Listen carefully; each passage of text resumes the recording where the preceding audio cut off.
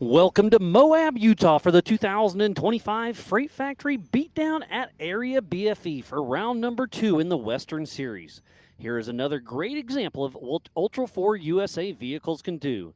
Set against the stunning red rock landscape, the world's top drivers will tackle some of the toughest and most iconic trails in Moab, Utah, pushing their machines to the limit through the technical rock crawls, steep climbs, and unforgiving terrain.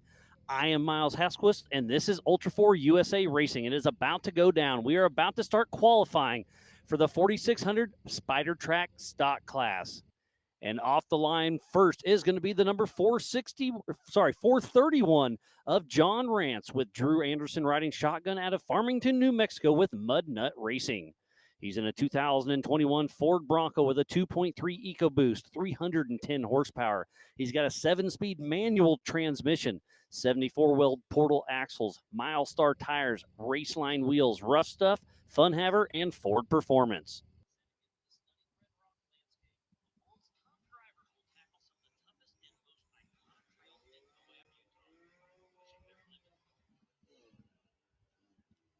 And he is off. Make sure you go to ultra4racing.livemotorsports.com for the same live timing I have right here in the Big B studio.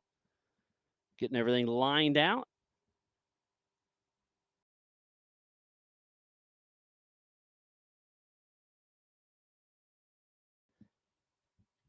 So we have 2 cameras right here at the start finish, plus a drone.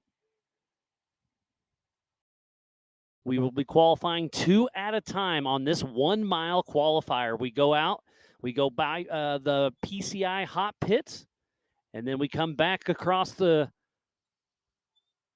ridge and then drop down the Maxis Leap right into the Brannock drop, and then right through the Freight Factory little 180, and then the start finish. So it should be a great showing for these vehicles. Again, right now is the 4600 Spider Track stock class, and out on course right there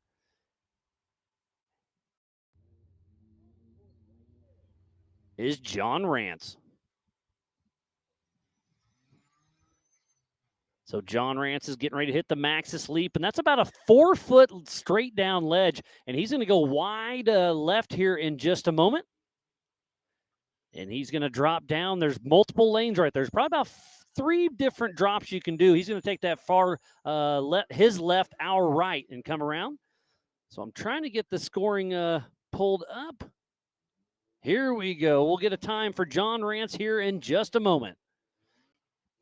So off the line next is the number 4653 of Tom Biddle, with Joe Fabrizio riding shotgun out of Longmont, Colorado with Trail Rig Racing. He's in a 1986 Toyota pickup with a 22RE, Trail Gear dual T-cases, Mickey Thompson tires, Trail Gear, rugged radios, ADS, and Filthy Motorsports. So we have a time to beat right now is going to be John Rance with about a 1:02.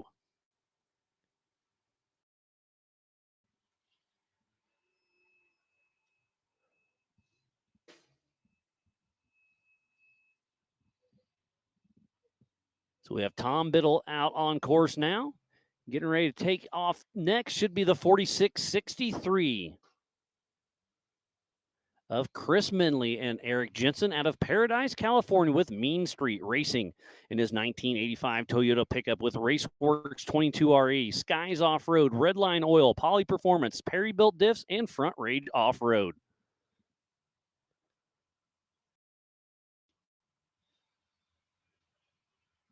And here comes Tom Biddle making his way up.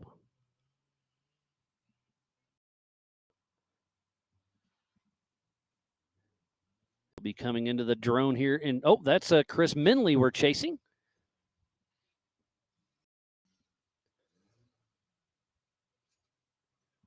And if you are just tuning in, we thoroughly thank each and every one of you for tuning into the 2025 Freight Factory Beatdown at Area BFE.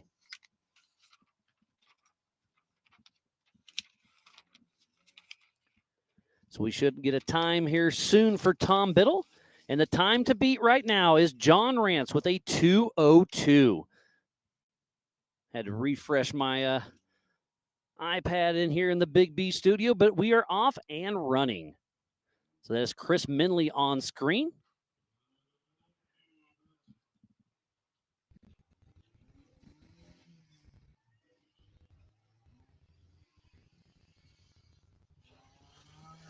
And he is dropping down. Uh-oh, a tire gets caught.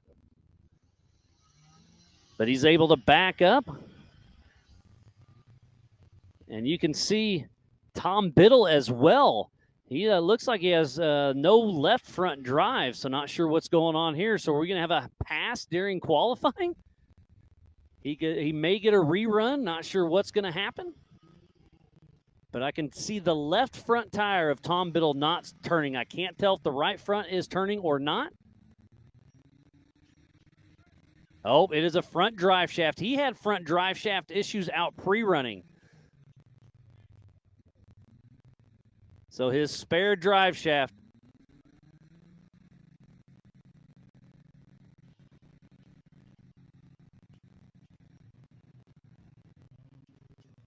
So tough break for Tom Biddle. He is out. So I believe that'll mean Chris Minley will get a rerun on his qualifier.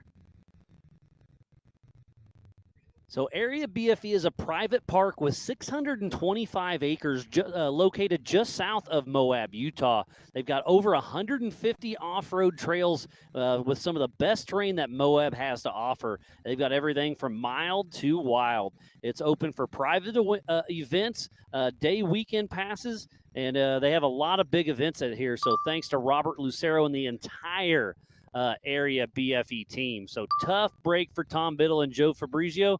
They're off to a slow start. So that means Chris Minley will be getting a restart. And patiently awaiting is John Williams. So we need to give a huge shout out to Monster Energy, Warren Racing, Brannick Motorsports, All Things UTV, NorCal Rock Racing, Rock Crawler Suspension, Freight Factory, Spider Tracks, Factor 55, PCI Race Radios, G4 Suspension Technology, Maxxis Tires, and King.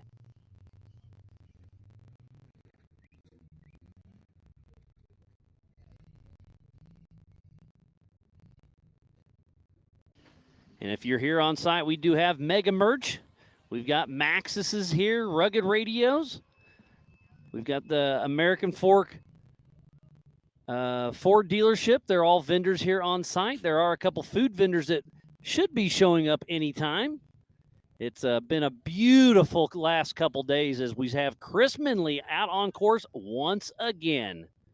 So getting ready to take off. Next will be the 4623 of John Williams out of Logan, Utah with Crossfire Off-Road Racing in his Ford Bronco with a 2.0.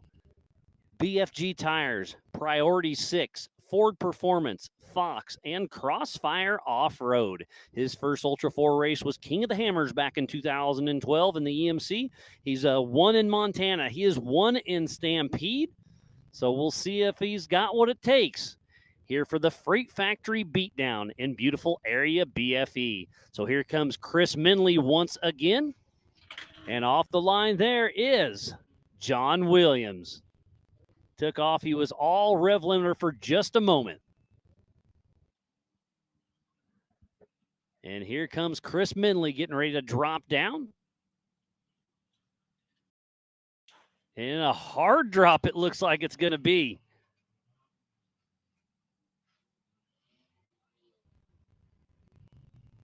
So Chris Minley has made it to the bottom, has to do a little bit of a backup, but he is back in action. And this is right where he had to stop yesterday, yesterday, just a moment ago since he had some issues, or since Tom Biddle had some issues, he was able to have a clean run. So we'll get a time for Chris Minley. The time to beat right now of John Rance is 2:02.007.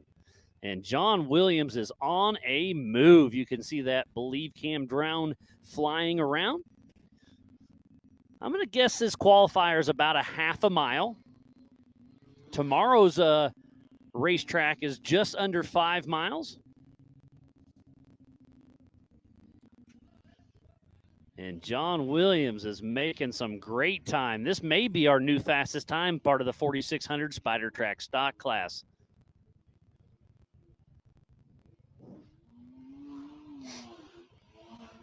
So John Williams makes it up and out with that Ford Bronco. But he got a little squirrely in the rear end. I wonder if he kicked out of four-wheel drive. Yes, he is in two-wheel drive just like Tom Biddle was. And he's, Tom Biddle's giving the brake sign. So something happened to John Williams in the front diff, just like Tom Biddle. Tough break for him. Oh, okay. It must have been something, transfer case or something. It started going. So John Williams had a smoking run, but then had to back off.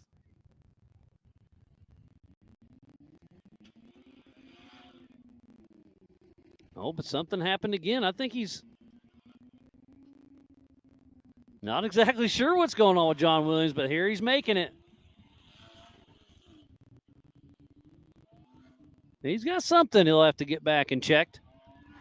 So now we have the 4632 pulling onto course of Steve Forsberg with Rick Prater riding shotgun of Bountiful, Utah with Hijinks Off-Road. He's in a Jeep with STF Electric, Tank Logic, Crossfire Off-Road, Maxxis Tires, Consolidated Electrical Distributors. And his first race is right here, right now, making his Ultra 4 rookie debut.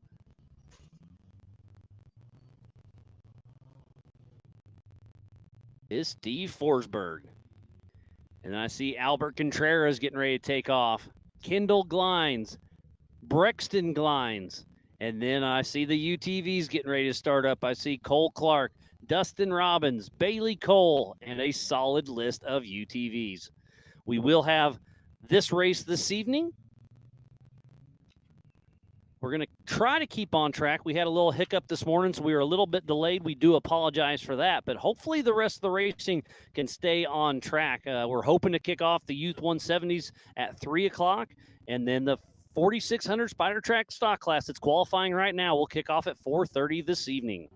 And then tomorrow morning, 7:30 a.m. It's going to be an early one for us, but we'll get all set up and ready for you guys back at home. 7:30 a.m. Mountain Standard Time. We kick off the UTV race in the morning. And then then we go, we have the 45s and 48s, and then the 44s.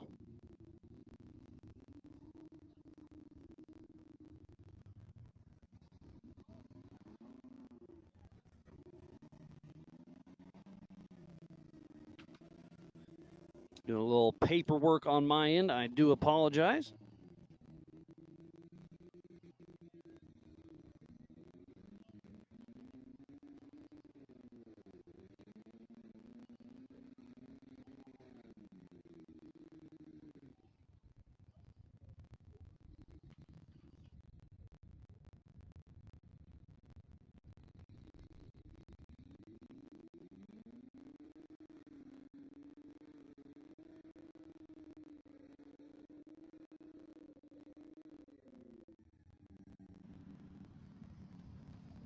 And that is Steve Forsberg out on course. And I missed it, but Albert Contreras took off as well. So the 4605 of Albert Contreras and Tristan Contreras out of Compton, California with Jeep Thrills Off-Road. He's in a Jeep LJ with a factory engine, Mixie Thompson tires, AFE Raceline wheels, Race Choice, and Genrite. So Steve Forsberg, we'll see what kind of time he has. Let's run through it. Again, you can go to the same timing.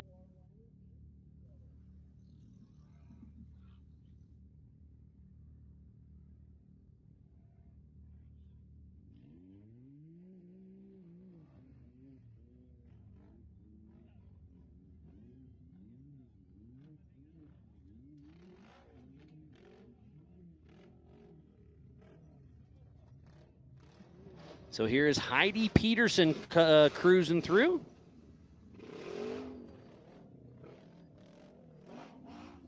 She's in that. Oh, you know what? I saw that. This is Matt Peterson. I've got my notes wrong. They've got it fixed on the timing.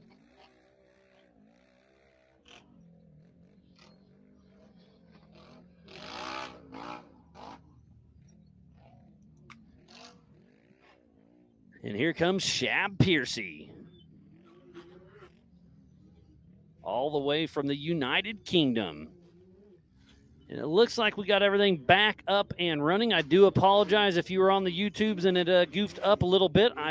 We're doing our best here to make it work. We're obviously pretty remote. I can't even make a text or a phone call hardly, but we got the Starlinks out here making it happen. So again, a huge shout out to Chris with Take It Live for helping us put this all together.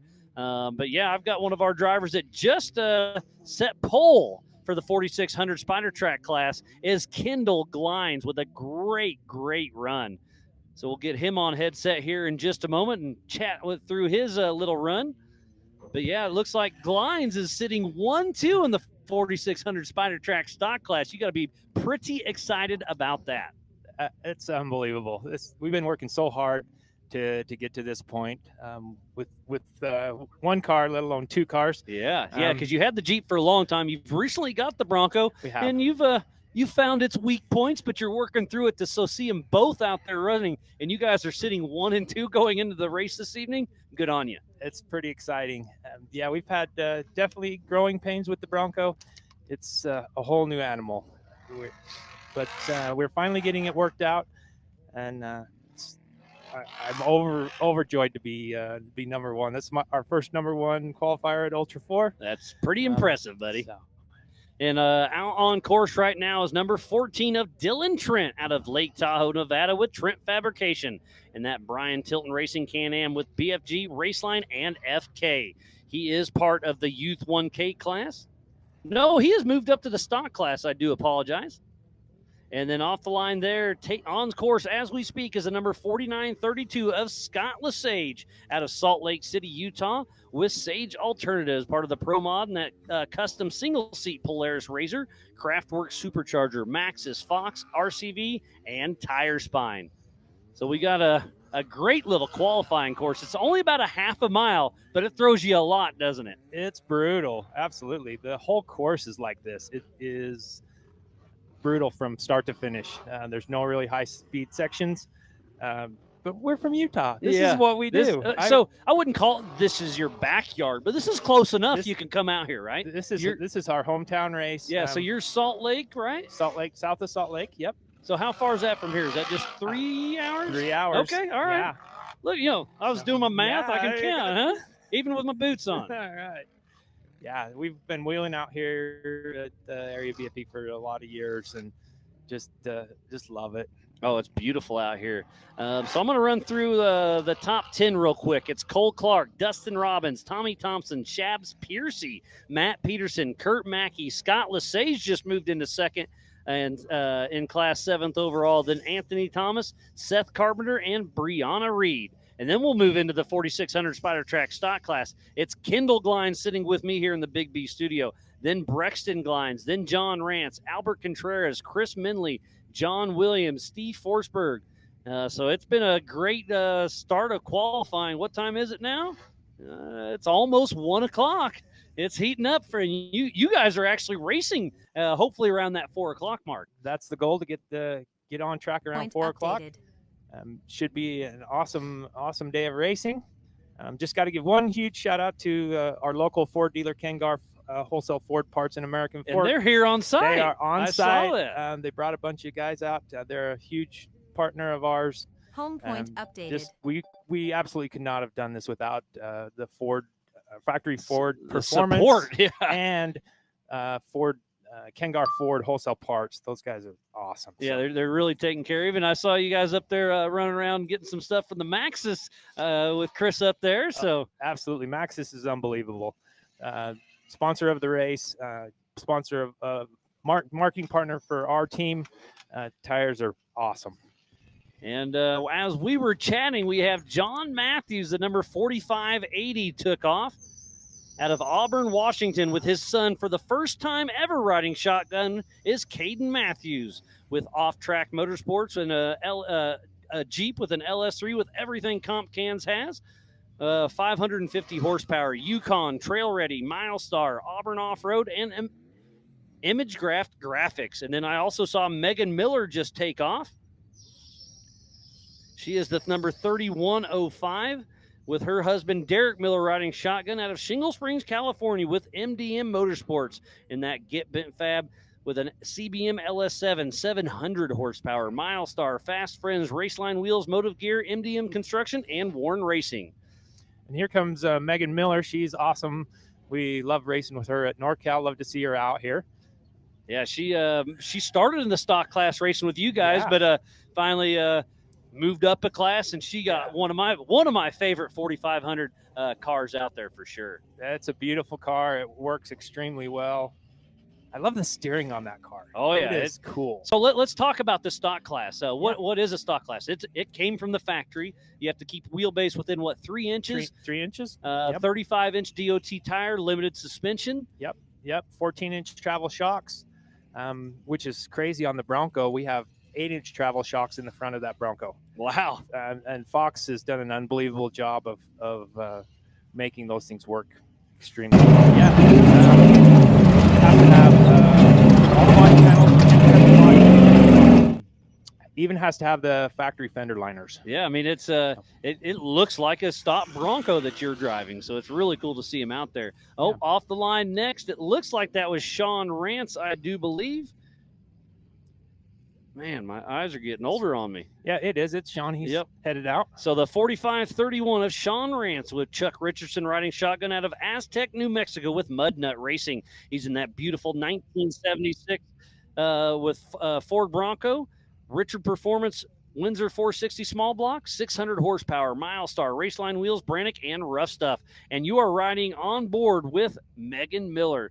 So we're obviously a little off time there, so her star stream's a little slow. Oh no, that was her. Okay, she's already off the course, so we missed her star. We'll be better about that tomorrow. Off the line next is a number 1950 of Todd Miller with Ken Goodall riding shotgun. And speaking about Ken Goodall, happy birthday, buddy. Number 1950 out of New River, Arizona with Desert Dental Services. He's in a Stearns chassis with a Klein LSX 454, Dirty Life wheels, Warren, Mickey Thompson, Sound Capital, and Maxima Racing Oils. So qualifying is going smooth so far. So I assume you got to get back to the camper, and because you got to race 2 cars this evening. We got 2 cars to look over and get ready for the race. Anything you're nervous about? Or just kind of nut and bolt it really good? Just a quick nut and bolt. You didn't feel like you heard anything out there? Not at all. Excellent. It's such a relief to finally have a solid Bronco, and the Jeep is just solid. We've got the bugs worked out of that thing. You've had that thing for a long time. Super dependable. It's won a few championships up there in NorCal, hasn't it? Yes, it has. Yep, good and solid. So, thank you. All right. Well, Kendall, always a pleasure, and we'll see you later tonight. Absolutely. Best of luck on your race, buddy. Thank you. All right. Kendall Glines with Glines Motorsports.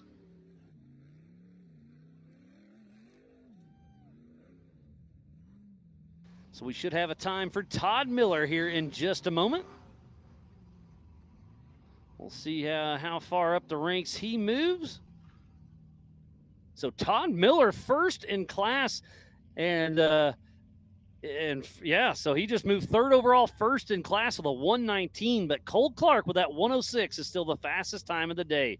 Again, ultra4racing.livemotorsports.com for the same timing I have here in the Big B studio, all part of the 2025 Ultra 4 USA Freight Factory Beatdown at Area BFE.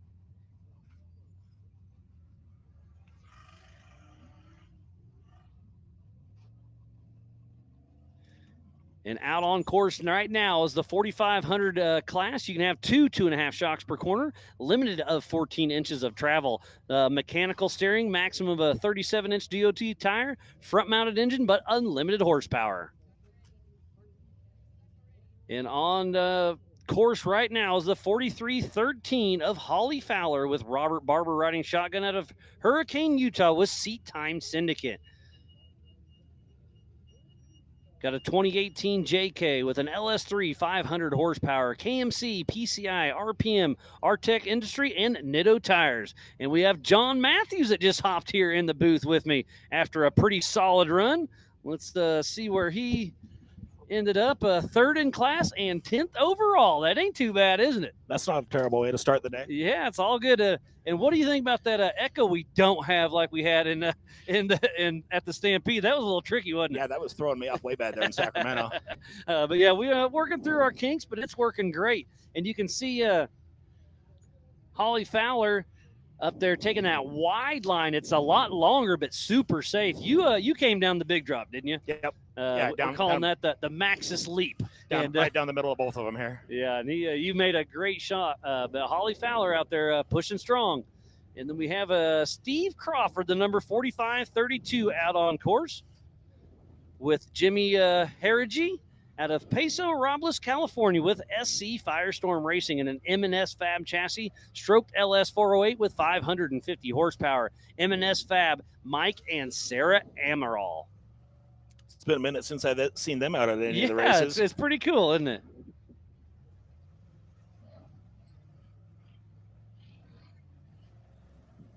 All right, so we got to, again, go to ultra4racing.livemotorsports.com to keep up everything, because we've got almost 80 competitors that'll be taking off today. I think I've got 72 on my list. We'll see how many it actually is, but Steve Crawford is almost going to catch Holly Fowler, but I think she's going to cross the Freight Factory finish line before he gets there, so he should have a clean run. Yeah, Steve's on a mission there for sure. Yeah. Cole Clark's got a 106.490. I guessed a 120. I was way off. But you got a 129, again, third in class, 10th overall. You're got a very solid run. Yeah, I normally qualify super clean. I was a little disappointed with that one. We missed a couple of key spots there. And Steve Crawford just got second in class, 8th overall, so bumped you down another notch. But Steve Crawford with a great run.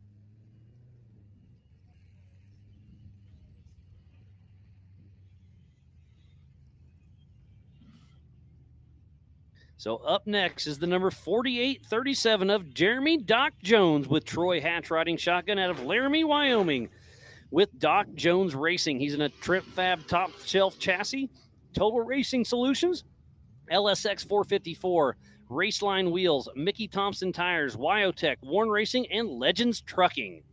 Jeremy Jones is definitely a heavy hitter in the 4800 Brannick Motorsports Legends class.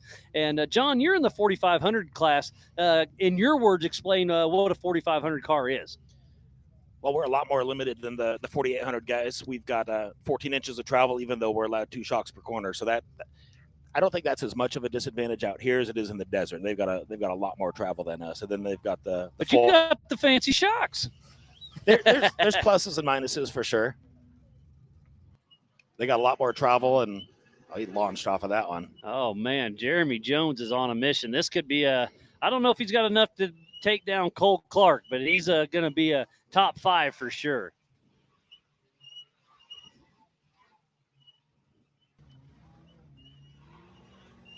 So Jeremy Jones with a great run. He is in the 4800 Brannick Motorsports Legends class. You can have a front or rear-mounted engine, but unlimited horsepower. Vehicle must contain 2 seats side by side, single shock per corner, maximum of a 37-inch DOT tire. Only solid axles are allowed. It's a lot of new specific cars have been built for that class, but it's designed for an older 4400 car to kind of, it's not competitive in 4400, so drop her down to 4800 and give her a rip. Yeah, that's how they started out, but there's a lot of purpose-built cars in that class now. And I told you Jeremy Jones was on a heater, and he was. 2nd overall, 1st in class with 1:15. So Jeremy Jones is on a mission. I bet that one holds for a while. I think he's got it going on. Looks like Daddy Jeep Grimes was rooting on Holly Fowler. Again, sorry we had a little YouTube freeze there for a moment, but we are doing our best to bring you some action from the middle of BFE. Literally middle of nowhere. I know you're camping here, and I can barely send a text from time to time. So luckily enough, we have the Starlinks, and it's working out well. I was working great out here. So was that Matthew Slingstad, I believe? I missed him taking off.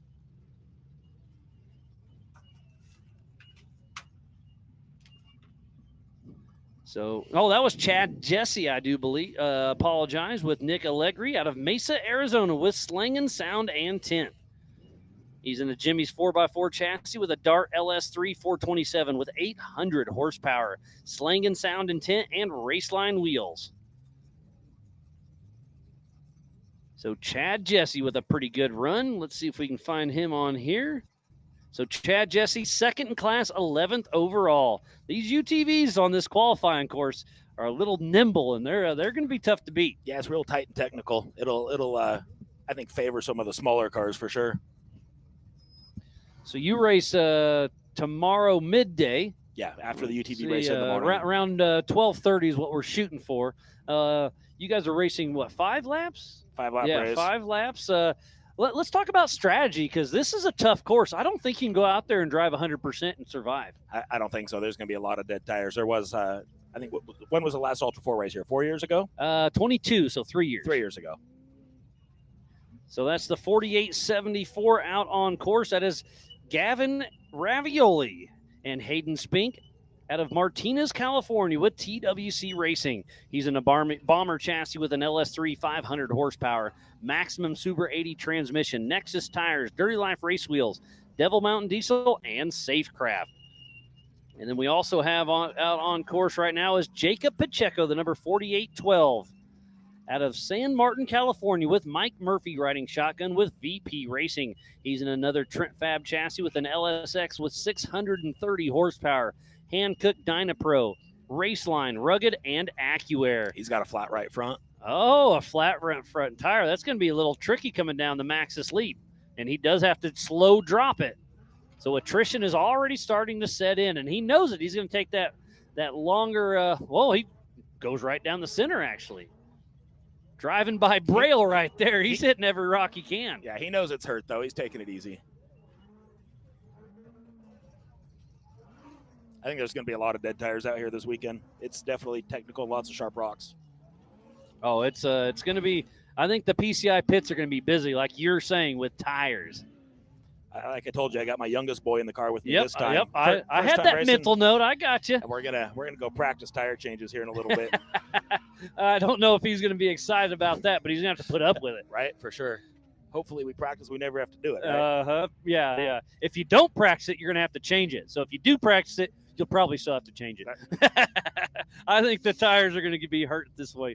So Pacheco does cross the start-finish with that right front. It was very hard for him to make that Freight Factory 180. So, again, we are here in the Big B studio. I'm Miles Hasquis alongside John Matthews, who had a very clean 4,500 qualifying run. So it's been a lot of fun to watch. I'm going to sneak out of here and give it back to you. All right. Well, John, always a pleasure. Thanks for swinging by, buddy. Have a good one. So now out on course is the number 170 of Dylan Summers.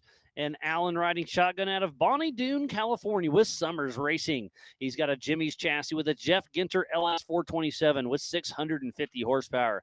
Gearworks Turbo 400, Nitto tires, Finucci Auto, and Finucci Auto Body, and again Fab with West Tech. And now off the line here is the 133 of Sky and Cole Johnson out of Garland, Utah with SXOR Motorsports. And that 2012 old school SXOR solid axle with an LS3 Maximum Turbo 400, BC Customs, Spider Tracks, Falcon, Trim and Wheels, Baja Designs, and KTM Shock Technologies. We were lucky enough to get them here. They blew up their 2 tow rigs on the way out here. So they got here, I don't know, late last night or early this morning, but they made it, they got it, and they are racing. So we should have a time for Summers here in just a moment. And Dylan Summers just notched out Jeremy Jones by 4 seconds. So Dylan Summers is the fastest full rig today with a minute 11, but not fast enough to beat out Cole Clark's 106. And here's Sky Johnson coming down.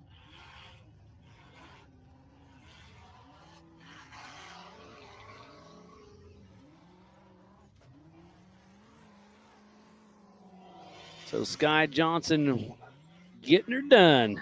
But we'll see if he's got enough for Dylan Summers or Jeremy Jones.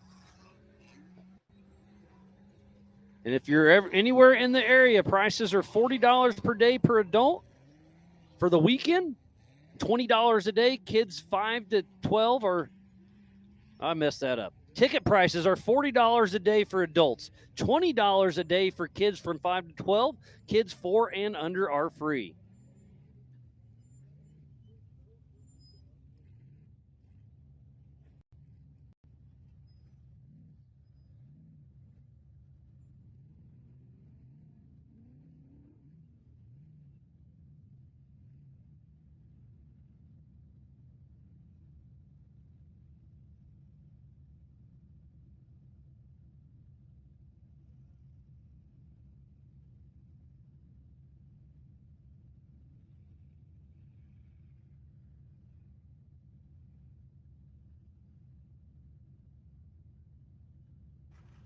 Sorry about that. I had to do a little homework.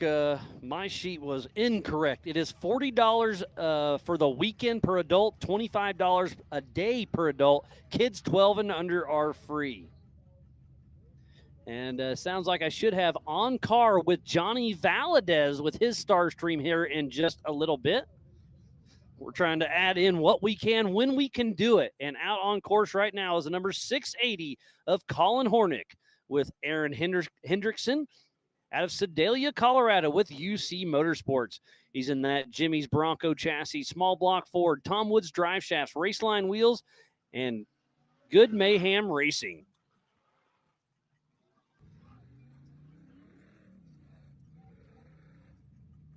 And we also have the 4701 of Nathan Churchill and Stuart Hanna out of Martinez, California with TWC Racing and that Jimmy's FJ Cruiser. Toyota of Walnut Creek, XComp, Mojab Off-Road, Yukon. So Andrew Gorman making some great time. There we go. Thank you, Chris, with Take It Live.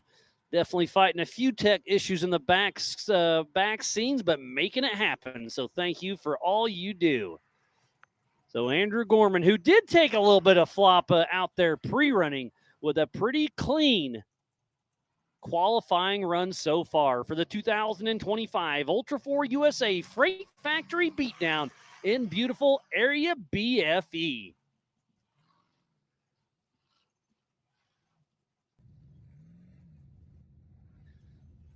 So we'll see Andrew Gorman finish, and then I'm going full screen with Johnny Valadez here in just a moment. So this will be a fun one to watch. The number 1717 of Johnny Valadez with Aaron Kaiser riding shotgun out of Agadulce, California with Telemetry Motorsports and that bomber chassis with an LS3, Trail Ready, Mickey Thompson, North Shore Machinery, Radflow, and Yukon. You can see Brian Trotter, our Ultra 4 USA race director, bringing him up to the Freight Factory start finish.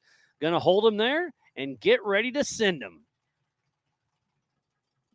So just ahead of him, we got one more car to get out of the way, and then Johnny Valadez will be taking off. And here he is. Sorry. 1717 of Johnny Valadez is out on course. Following him is Mrs. Amber Slauson and Toby Harvey out of Gardnerville, Nevada with Two Stone Racing in that Bomber Fab chassis. LT1, 460 horsepower, Freight Factory, King, Bomber, BFG, and Trail Ready. So we'll follow her here in just a minute, but we're going to keep riding with Johnny Valadez with the Star Stream as you can see the entire half-mile qualifier. He's getting ready to drop down the Maxis Leap into the Brannock Drop, and you can see how long and violent this is. So he does not have a co-driver for qualifying, obviously a little bit lighter and everything else. So he opted out on that. So he'll turn a hard left right here, and then he'll do a 180 around the right. And I've got a visual on Amber Slauson. She has got a great run going. So one more turn for Johnny Valadez. And he'll grab the checkered flag. So here is Amber Slauson as she makes a great jump through the Freight Factory 180. This is Randy Slauson's wife. Randy Slauson, I had a chat with him at Grandpa's Garage last night. 3-time King of the Hammers champion. Randy Slauson has his wife, Amber Slauson, in that Freight Factory Bomber chassis. So I know we had Dylan Summers running, so this must be Derek Summers. The number 1006 with Jason riding shotgun out of Bonnie Doon, California, with Summers racing in that Jimmy's chassis with a Jeff Ginter LS 420.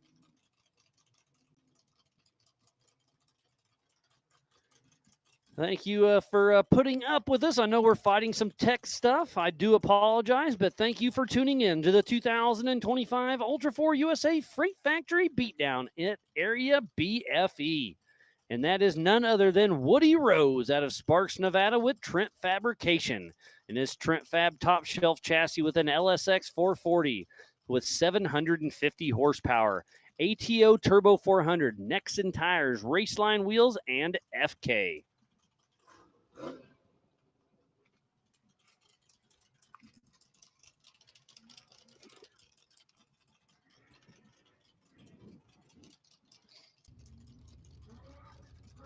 Looks like everything is back in order. Thank you, everybody, for tuning in. I am Miles Hasselquist, and this is the 2025 Ultra 4 USA Freight Factory Beatdown at Area BFE, a 600-acre private park just south of Moab proper. Some beautiful wheeling out here and some gnarly trails. I walked up Black Flag Trail and was unable to. I just blows my mind that they can drive buggies up Black Flag. It's amazing what they can do. And out on course now is none other than Chucky himself, Chuck Crossland. Number 4869 with Tom Prendergast riding shotgun out of Los Molinos, California with Crossland Off-Road Racing and his Liberty Mountain Fab chassis called Only Child. He's got a Brian Tooley twin turbo LS 6.2 with 1,200 horsepower, Mickey Thompson tires, Dirty Life wheels, Yukon, Brannick Motorsports, and Precision Turbo.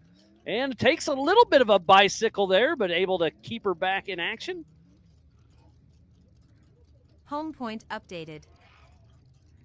There's a great shot of my JK the drone guy's got there as he's changing some batteries.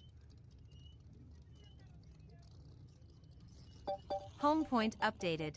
So off the line next is the number 130 of Austin Thompson, Bam Bam Jr. himself.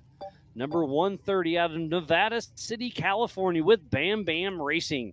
He's in an old school UFO solid axle machine with a rear engine, a Dart 454 with 700 horsepower, ATO 4L80, Maxxis tires, SMT Performance, FK, Brannick, ADS, WFO, Gear and Axle, and Holly Off-Road. During practice yesterday, we saw him having issues during practice. He had a power steering pump seize. They thought it was a weak battery and it just wasn't cranking over fast enough to turn. But no, the belt was turning over the pulley, and the pulley wasn't turning, so it was just dragging it down. So they got hold of Chris there at Maxxis. They took it in the trailer. I think Ken Goodall had a spare power steering pump. They swapped it out, changed the pulley, and got him back going.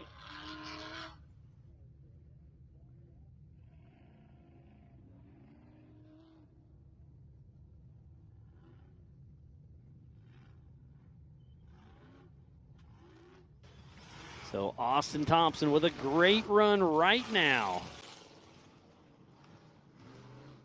We'll see what kind of time he can hold up. And out on course now is number 406 of Eric Weichel is driver record. But he hurt some ribs during practice yesterday. So now we have Rob driving for him with Joe Fabrizio riding shotgun out of Helena, Montana with Some Fear 406 Racing. He's in a Jimmy's chassis, LS3 Gearworks, rugged radios, rigid lights, Warren Racing, and Raceline wheels. And a huge shout out to Eric Weichel and his whole entire team. Joe Fabrizio. They gave me a call up and said, hey, we got a Starlink, a generator. We'd love to go on course and set up a couple cameras for you. So we gave them the equipment. They went out there and ran. So we should have a couple extra cameras out on course for the 4600 Spider Track stock class tonight and then all day tomorrow.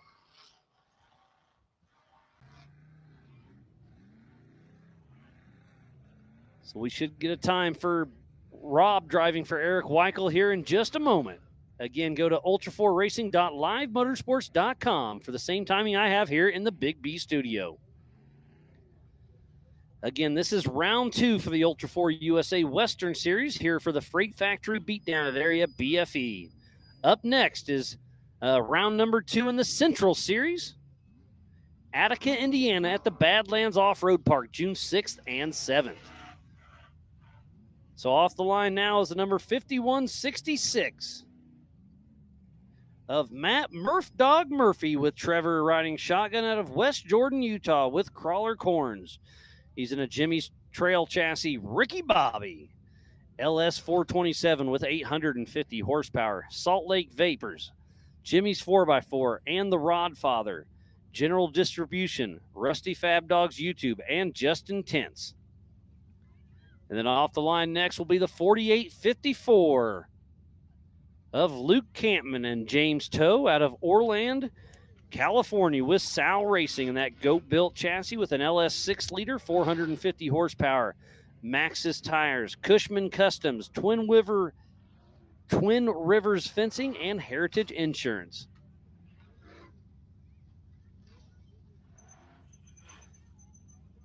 So we'll see how Matt Murphy does as he makes it down the Brannock drop.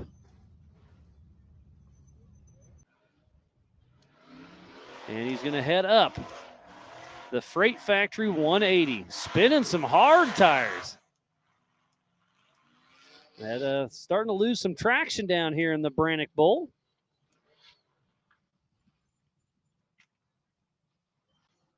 Lots of action going on. Hit the wrong button. Sorry, I'm trying to switch the show. Wasn't trying to go to me, trying to go to the quad box. I do apologize. We're doing a little bit of everything in here, trying to make the best show we can for Ultra 4 USA. As Campman makes his way around. See if we have any mix-ups. Nope, it's still Cole Clark and his open UTV up front with a 106. Then 4,800 class takes the next few. It's Dylan Summers, Amber Slauson, Derek Summers, Jeremy Jones. Chuck Crossland got 5th into class. Good for him. And then Todd Miller is the fastest in the 4,500 class. So again, go to ultra4racing.livemotorsports.com for the same timing we have here in the Big B studio. Again, we need to give a huge shout out to King, Maxxis, Metal Cloak, G-Force, PCI, Factor 55, Spider Tracks, Freight Factory, Rock Crawler Suspension, NorCal Rock Racing, All Things UTV, Brannock Motorsports, Warren Racing, and Monster Energy.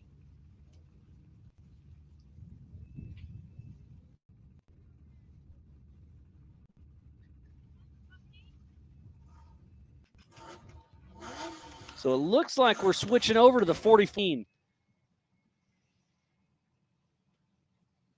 And I'm trying to look who else. We have William Robinson with a 121. So I don't think we only missed about 3 or 4. But up next is the number 416 of Brian Reed with Michael Mills out of Houston, Texas with Monkey with a Knife. He's in a Fishmouth Fab 2C IFS Bronco with an LS 427. He's got BFG tires, Vision, Steinjager, and Howden. That is Jason Shear's old car, so we know that one's a machine.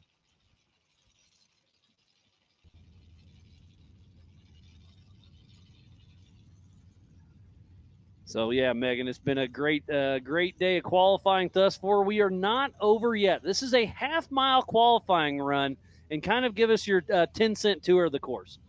Well, you start off with this ledge you have to climb over here, like right off the start gate. So that's fun. And then you go through the rocks. But then when you're on the ridge, you just really get on it. It's smooth. It's probably the Yeah. smoothest and fastest of the entire No, course. it really is the smoothest and fastest of the entire course. And then you get to all these ledges, which is awesome.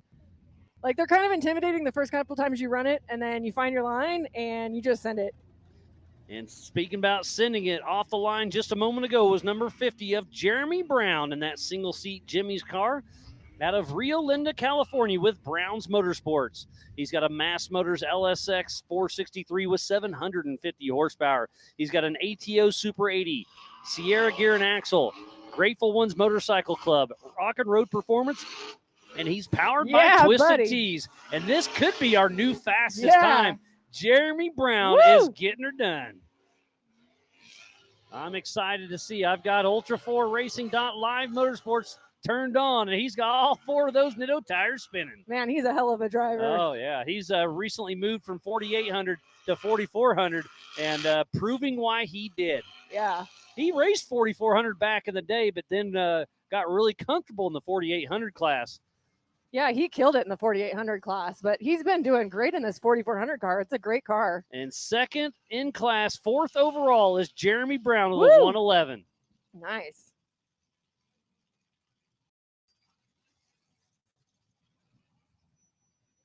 RDP was hollering at me. He's just excited about the qualifying just like us all. I know John Goodby's up there in the mega merch. I hope you're tuned in, buddy, but thank you for everything you do behind the scenes. Your work does not go unnoticed, and I know you have a lot of restless nights going on because there's a lot of stuff you get done. So we appreciate everything you do, John. I don't envy John's job, and we're so grateful to have John Goodby. I mean, I swear, he's the best. He puts on such a great race, and he does so much for all the racers. You're right. We can't thank him enough. 100%. Yeah, I've known John for a very long time, and we've hung out and met off and on for a while now. I've known him for 10, maybe 15 years. Oh, wow. But the last year, I've worked for him and really got to know him, and I enjoy his You company. guys have spent a lot of time together. Oh, yeah. Especially the last couple of weeks. We got to spend 2 days apart. You guys are spending more time together than with your families. That's not far off. Yeah, this race schedule has been intense this year. It's pretty wild. So getting ready to grab the checkered flag is number 111 of Justin Joseph out of Colorado with off-road air. He's in another Triton chassis with LSR, Seat Time Syndicates, RTM Extreme, KMC, Challenger lifts, and Legends Auto Lift. And he is making his Ultra4 USA debut. That was a pretty good run for his first time racing. Yep, and I missed him taking off the line, but the heavy hitter here at Ultra4 with Campbell Racing. He's sending it. Oh, he's getting her done. He's in a Campbell the Grom Racing LSX 454 with 800 horsepower. He's got a Hughes Turbo 400, Nitto tires, ARB, Motive Gear, Vision Wheels, and Evan Weller Racing. Let's see if he can get in the mix. That was a contender for sure. Let's see how he did. Waylon Campbell is the new pole setter in the 4,400 class with a 107, just a half a second behind Cole Clark. Wow, Waylon Campbell on a mission. Hell of a run, man. Hell of a run. What a great run we have so far, and it's not over yet. We still have quite a few cars yet to qualify, and then we will be racing the Youth 170s and then the 4,600 Spider Track stock class. I missed who that was taken off the line. I think it was Matt Bradley. Yeah, okay. I don't have him. Is he a 4,800 car? Maybe I misread the car. I saw 91 too, which rings a bell for Matt Bradley. So I'm going to shuffle my notes here for just a moment.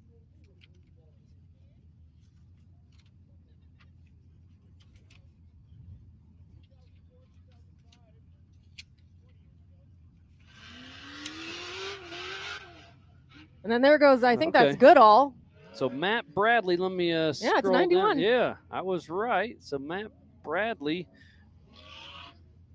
I think he's in the 4,800 class. I think And you're those right. look like 37-inch tires. Yeah. So, okay, but he sends it off the Maxxis Leap there. So Matt Bradley, number 91 out of Rohnert Park, California with Last Minute Matt Motorsports.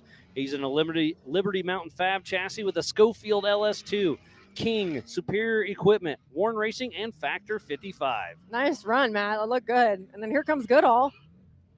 Am I right? Yeah, that's Ken Yep, Goodall. yep. Happy birthday to Ken Goodall, number 7779, out of Phoenix, Arizona, with Goodall Racing. He's in a 2-seat IFS Campbell chassis, twin to Shannon Campbell's car. He's got a Klein LSX 454 small block now. Dirty Life wheels, Mickey Thompson tires, Warren Maxima oils, and Sound Capital. And right here's where he flopped during practice. He didn't do it this time. Todd kept him a little smooth. That's a win for him. Yeah. Nice run, buddy. All right. So Ken Goodall just moved second in class, third overall with a 109. So Ken Goodall on his birthday with a perfect qualifying run. Good job, Nice Ken. job. Total redemption. Yeah, man. total redemption. redemption. Yeah, I was setting up the live show this morning, and all of a sudden I hear somebody yell, Miles. I'm like, look over, like, oh, Goodall's upside down. So I run over, grab a fire extinguisher. Didn't catch fire. Everything's fine. Had to divert course. It was a little wild for 20 minutes. But I didn't see it happen, but I definitely heard about it. But sometimes, when you get that out in pre-running, there you go. you just know you're going to have a good day after that. Now, So, Megan, the question is, have you gotten it out of the way yet? hey, don't jinx me, Miles. You're waiting for race day. Okay, that's No, fine. hey, whoa, back it up, back it I'm up. just using your words, all right? I take it back. Let's start over. Let's rewind. Man, we got a lot of competitors out there. But off the line right there was the number 595 of Craig Allen, who bought another car recently out of NorCal, California with Allen Racing. He's in a Jimmy's 4x4 chassis rebuilt by Kirby. It's got IFS. He's got Juicy Whip beverages and Mickey Thompson tires. He's been racing with us for a super long time and has earned more Ultra 4 cars than I have owned personal cars. That's a lot of cars. We'll see him in the 4,800 class and the 4,400. So I didn't see him qualify in the 4,400 car. So maybe he's just going to do a 4,400 qual and take a rear start for 4,800. I mean, it's got white plates on there. That's not. Is that his 40? That's definitely 4,400. That's an IFS Camel car. That's what I thought. Jimmy's car. Yeah, I thought it was 4,400. I thought you said Yep. it wasn't. Okay. No, he's got a 4,800 car Ah. that I didn't see him qualify I in. gotcha. And here comes Hunter Sparrow, number 72, with Drew riding shotgun out of Loma, Colorado with Sparrow Motorsports. He's in a Miller chassis called Ginger. LS441, Yokohama, Raceline, Redline, Yukon, and Fox. Well, I didn't see the Sparrows signed up. Are they all racing this race? Just him. They signed up last minute.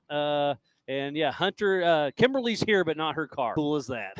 Man. 1,000 horsepower. You started in the stock class with 37 horsepower. That's I'm a- joking, but a couple hundred. But now you're probably in the 600-700 horsepower range. Yeah, right? I'm in the 700 horsepower range Yeah. now. Coming into this new car, it definitely feels like quite a jump. I think we were maybe 300 horsepower in the last car, but yeah, I think I'm at like 735 now in this so car. literally tripled your Yes, horsepower and yes. tripled your suspension and It's a whole new everything world. else. I don't think I can ever go back. I got to be honest. So Tad Dowker with a very smooth run Yeah, as that looked number good. 24, Cole Clark just took off out of Cortez, Colorado, in that Polaris single-seat Razor that he custom built. He's got 465 horsepower. He's got KT Performance Maxxis tires. So I think this is going to be a great run for Tad Dowker. Oh, he came in hot here. Let's see. Woo, buddy. So Cole Clark is all over the throttle. He's going Yeah. to try to beat his time of that 106. He might do it. Man, We'll see. He is moving. Oh, and Tad Dowker just Oh. moved into second in class. No way. So I'm going to get at the top of the screen at ultra4racing.livemotorsports.com because I think Cole Clark may be sitting there. That was a fast run. That was a really fast run. Yep, Cole Clark He just took beat it? his UTV time and did a sub 1 minute. He got a 58 second. He is 9 seconds faster than Waylon Campbell. Oh, my God. Incredible. But in the 4,400 class, he's going to have race 8 laps in that car. Yeah. These UTVs are nimble, but the rocks here are notorious. I think it's going to be an attrition game. I think so. I think Cole Clark's going to be fast. The car is nimble, but can he keep the car together for 8 laps compared to a purpose-built 4,400 class by, Waylon Campbell, Tad Dowker, Ken Goodall, Cole Johnson? I Yeah. don't know. Can you take the beating Yeah, for can 8 the laps? car. I mean, in this course, it's brutal. Like, you're one bad bounce away from a bad day. And, you think about the strategy. You think, what am I what am I going to do going into it? Am I going to try and set the world on fire, or do I want to try and keep the car together and let attrition take 100%. care of itself? So, and that's something we've been kind of dealing with, like, where do we open it up and where do we be a little more conservative about the race? So taking off the line next is the 4480 of Chris Hicks and Justin Wade out of Geyserville, California with AdRack Racing. He's in another Miller Pro chassis, LS7 with 850 horsepower. He's got a Hughes Turbo 400, Fox, BFG, Innovate Racing wheels, 5x5 communication, AMSOIL, and PRP. He's been racing with us since King of the Hammers back in 2018. And then I see James Mahoney, Brendan Thompson, Joe Gatlin, Paul Horschel. We still have a few heavy hitters yet to go, but I think old Cole Clark's going to be hard to beat. That's going to be a really hard time to beat. But and this course, it only being under 5 miles with such a high car count. I mean, even if you're in front, you're going to end up being in lap traffic eventually. We were talking about the other night. I said, with this many cars, like, we're going to have to do 30 seconds. For dust reasons, we'd like to spread them out, but we were afraid we couldn't get all the cars off before the leaders came through. That is a concern. I mean, it's a real deal. Yeah. So out on course now is number 308 of James Mahoney out of Colfax, California with Mahoney Racing. He's in a Faravani Get Bent single-seat IFS chassis with an LS7 with 700 horsepower. He's got Yokohama tires, PB Electric, FK, trimmer wheels, and Rossville painting. Oh, yeah, he's looking good. Oh, he's got a fast and very smooth run. I remember when Gary Faravani Sr. debuted that car. It was ahead of the game. It set the trend for Ultra 4. And to see it still out here racing is something very special. I can't imagine. That car had to be so ahead of its time. It was. It was this. I remember when I was still fairly new to the Facebooks, but when it came out, I watched that video 20 times and just loved it. And it just sounded like a straight-up NASCAR engine. Again, like you said, ahead of its game. Because it's still a competitive car. Oh, 100%. And it's not young. It's a beautiful car, and he's really driving the heck out of that thing. And speaking of that, he just got second in class and overall. James Mahoney with a 102. Go James Mahoney. Off the line there was the number 5150 of Brendan Thompson, Bam Bam himself, out of Nevada City, California with Bam Bam Racing. He's in a UFO IFS single-seat chassis with a Barillo Tall Deck LS 493 with 775 horsepower. He's got Maxxis tires, SMT Performance wheels, Brannick Motorsports, FK King Motive Gear, and UFO Motorsports. This is another really fast car, really fast driver. 100%. And you've seen him on TV. He's a Paul Jr. Designs fabricator back in the day. Still works with him from time to time, but he was on the Discovery Channel during all the bike builds back in the day. And to see him still racing with us here at Ultra 4, it's super cool. Ooh, buddy. He had to change his son's Austin Thompson his power steering pump last night. So I bumped into them in the Maxxis trailer, and they're switching pulleys and getting everything swapped over, and he qualified. He made it. Yeah, Austin made it. How did he do? Because that looked really fast. Yeah, he did a great run, but there's so many. I don't know. I can't scroll through everybody right now. I do apologize. But if I don't know, Miles, you're really on top of it. I don't think you ever need to apologize. You're so good at this. Well, it's all in good fun as we see the 4570 of Joe Gatlin with Tom Prendergast out of Chino Valley, Arizona with Fire River Racing. He's in a Jimmy's 2-seat solid axle machine with a LS 418, 750 horsepower, HD signs, Mickey Thompson tires, Dirty Life wheels, Adams polish, and KDM shock technology. So we'll looks like we got Paul Horschel up next. Man, you talk about closing out with a bang. I know. Paul Horschel looks like is going to be our last qualifier. And I haven't fully turned around yet, Megan, but for qualifying, we got a great crowd out there. So thanks for coming out and watching Ultra 4 USA's Freight Factory Beatdown here at Area BFE. So last but certainly not least, number 19 of Paul Horschel out of Park City, Utah with Horschel Motorsports.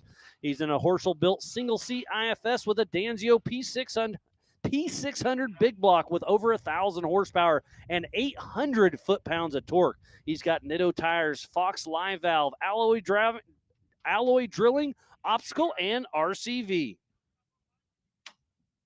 I can't wait to see what he does in this car. This Oh, guy's it's gonna fast be in any car wild. he's in. Yeah, he throws her down a lot for sure. Looks like Scott Farley's tuned in, Alan O'Neill, Ross Glaive, Joe Fabrizio. Sorry, I got qualifying's been busy. Haven't been able to, Battery scroll level through is low. YouTubes I and all know. that. So Air we're You don't have time Will for all return that to right the now. point in Man. 10 seconds. The action's constant right Oh, now. I think this could be a top 5, maybe top qualifier. Paul Horschel, number 19. He told me he was thinking about scrapping that car. I'm glad he didn't. Me too. Was he just in front wheel drive there? I don't know. All the dust. It's hard to tell. I don't know. I think he may have been front wheel drive there at the end. We'll see. But whatever it was, 4th overall and in class goes to Paul Horschel. Jeez, drove the heck out of it. So, Megan, let's scroll through the tops. That top class is Cole Clark, then Brendan Thompson, James Mahoney, Paul Horschel, Cole Clark in the UTV. And then we've got Waylon Campbell, Tad Dowker, Kenneth Goodall, Cole Johnson, Dylan Summers. And then we have Jeremy Brown, Justin Joseph, Amber Slauson, Hunter Sparrow, Stephen Watson. And then we've got Derek Summers, Jeremy Jones, Luke Campman, Joe Gatlin, Chuck Crossland, and Craig Allen. And then we have Brian Reed, Dustin Robbins, Todd Miller, Tommy Thompson, Matt Bradley. And then it looks like Shabs Percy, Kirk Jensen, William Robinson.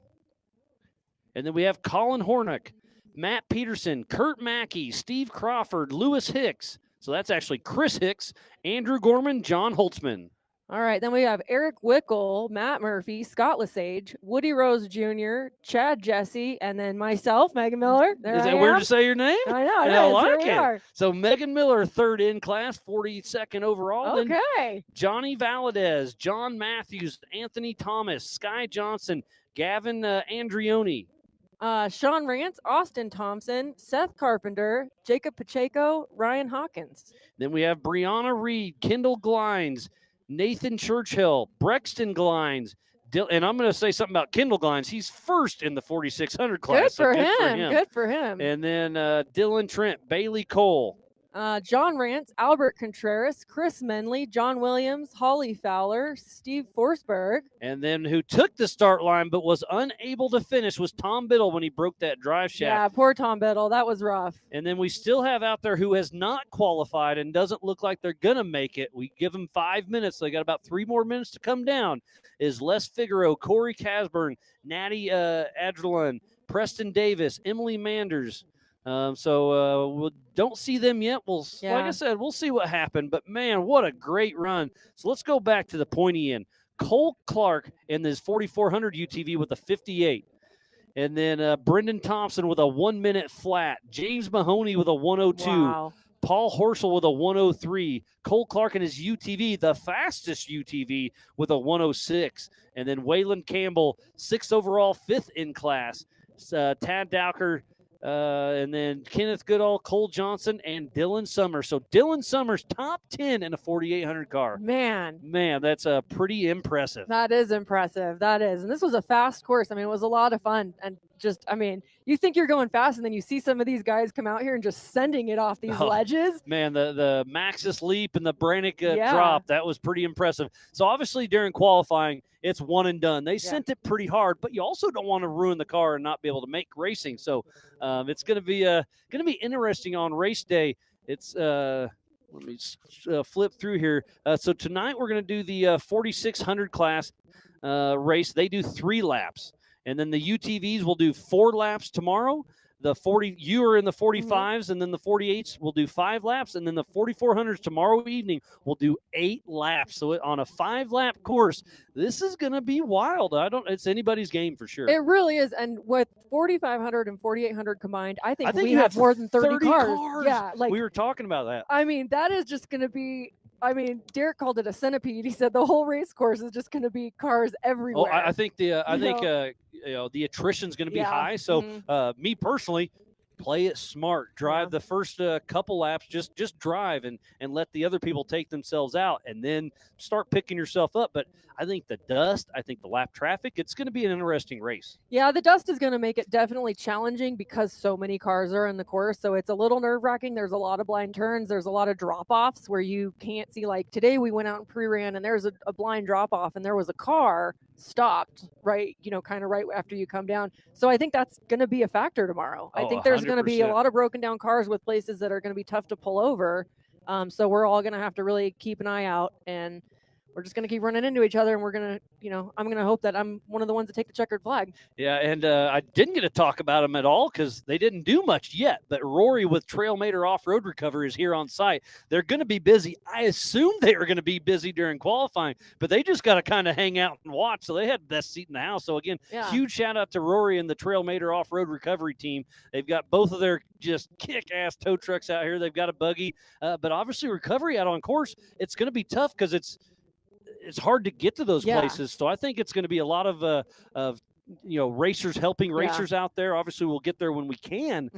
But recovery here is tough. But Rory with his team and Trailmater Off-Road will be here on site helping us out. I'm sure he'll get a lot busier during race day. I'm dumbfounded we didn't work at all during this race. I know. I'm kind of surprised as well, especially with how hard some of these drivers were sending it. But that thing is so cool. And it's so cool that every race, the locals come out and really help support and recover for everyone. I mean, I think there's a lot of people behind the scenes that the public doesn't necessarily see, but the longer you race, you realize it takes just such a community. Yeah, the Moab crew comes out to KOH and helps us a bunch. So they're just out here helping. We got Matt, we got John, Mike D, and they've got a bunch of their buddies out here helping us. And like I said, I lived with those guys for 6 weeks out there at KOH. So we became pretty good buddies. So it's cool to come to their hometown. And, they've showed us a couple of the dive bars around, and we've enjoyed ourselves here in Moab. Nice. After the sun sets, you get done looking at all the beautiful scenery, and you got to go, find the local tavern. Yeah, need some local hospitality. Exactly. Yeah. Oh, man, it's been a great day of qualifying, and I do see Paul Horst on the back of his car. So he was in front-wheel drive, I do believe, but still got a 4th overall in front-wheel drive, just like a Honda Civic. That makes it even more impressive, Miles. It makes it more impressive. It's been a great day. It's not over yet. We still have the Youth 170 race that we're going to hope to kick off. Yeah, we were an hour behind schedule, but are already caught back up. Oh, wow. So the Youth 170 race will be here in about 3 o'clock. We'll race them for a little bit, and then at 4:30 we'll kick off with the 4600 Spider Track stock class. So again, thank you everybody for tuning in to the 2025 Ultra 4 USA Freight Factory Beatdown at Area BFE. Again, I'm Miles Hasquist. Joining me here in the Big B studio is Megan Miller. You'll be able to see her tomorrow at 12:30. Yep. So qualifying went amazing. It was a lot of fun. But we will have the Youth 170. We'll have limited coverage for that because we're going to send our drone that's here with us here now out to the back of the course, and he can fly the entire thing. So we're going to skip the Youth 170 with the drone so we can get the vantage point for the 4600 Spider Track stock class. It's going to be amazing. So again, we're going to take a short break, but we'll have Youth 170 and then the 4600 Spider Track stock class. So thank you for everybody tuning in. I'm Miles Hasquist alongside Megan Miller. We'll see you guys here in just a little bit.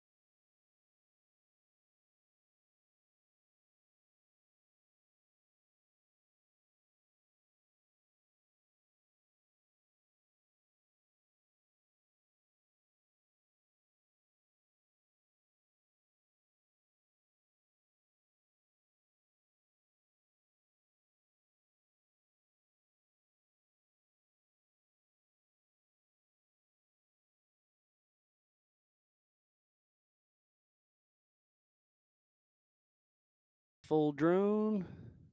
It should be black. Okay, quad box. There I am. Miles full screen, looking good.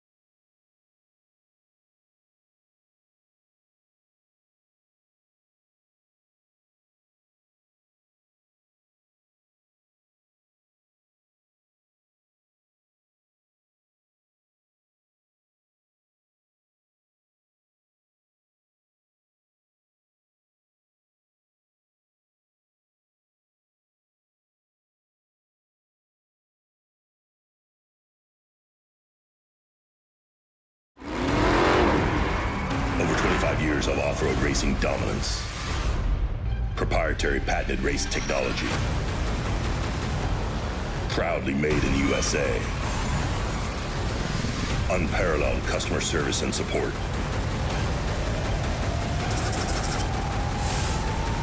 The choice of champions. King Shocks. The leader in off-road shock technology. We don't take these lightly. They're not practiced or anything like that. We're here to try to win. You know, we're getting bigger car counts. It's a new track. It's a cool venue, and it's a different change of scenery. That's what ultra for it. But then when the green flag drops, it's all out battle. Mad Max and Thunderdome.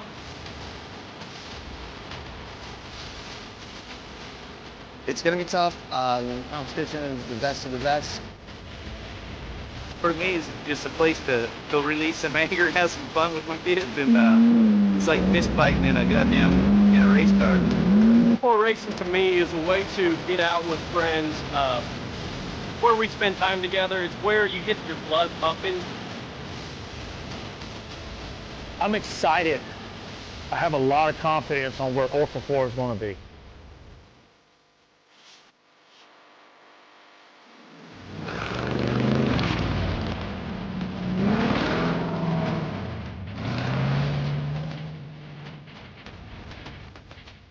Ultra Sport is awesome. It's so much fun to do with wheel to wheel with the guy next to you, especially in short course. And what an opportunity to be able to race side by side with like pro level drivers, drivers that have won K08 previously, OG drivers that have been in this for 10 plus years.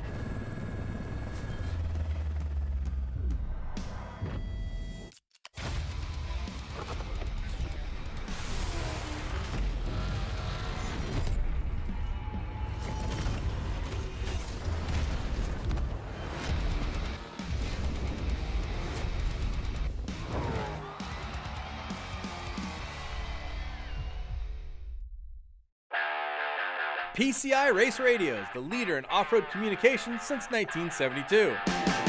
Our equipment was developed for racing in Baja, perfected for enjoying the weekend with family and friends. PCI has the highest quality communications, navigation, and safety equipment, backed by the best support in the industry. Find us at hundreds of events each year, supporting our equipment on site and providing the PCI Weatherman Relay. See you in the desert.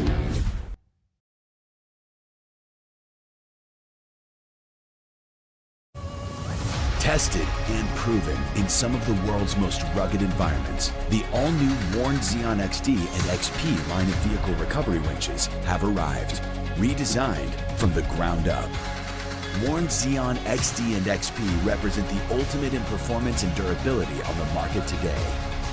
You'll have the confidence to go farther, and most of all, go prepared.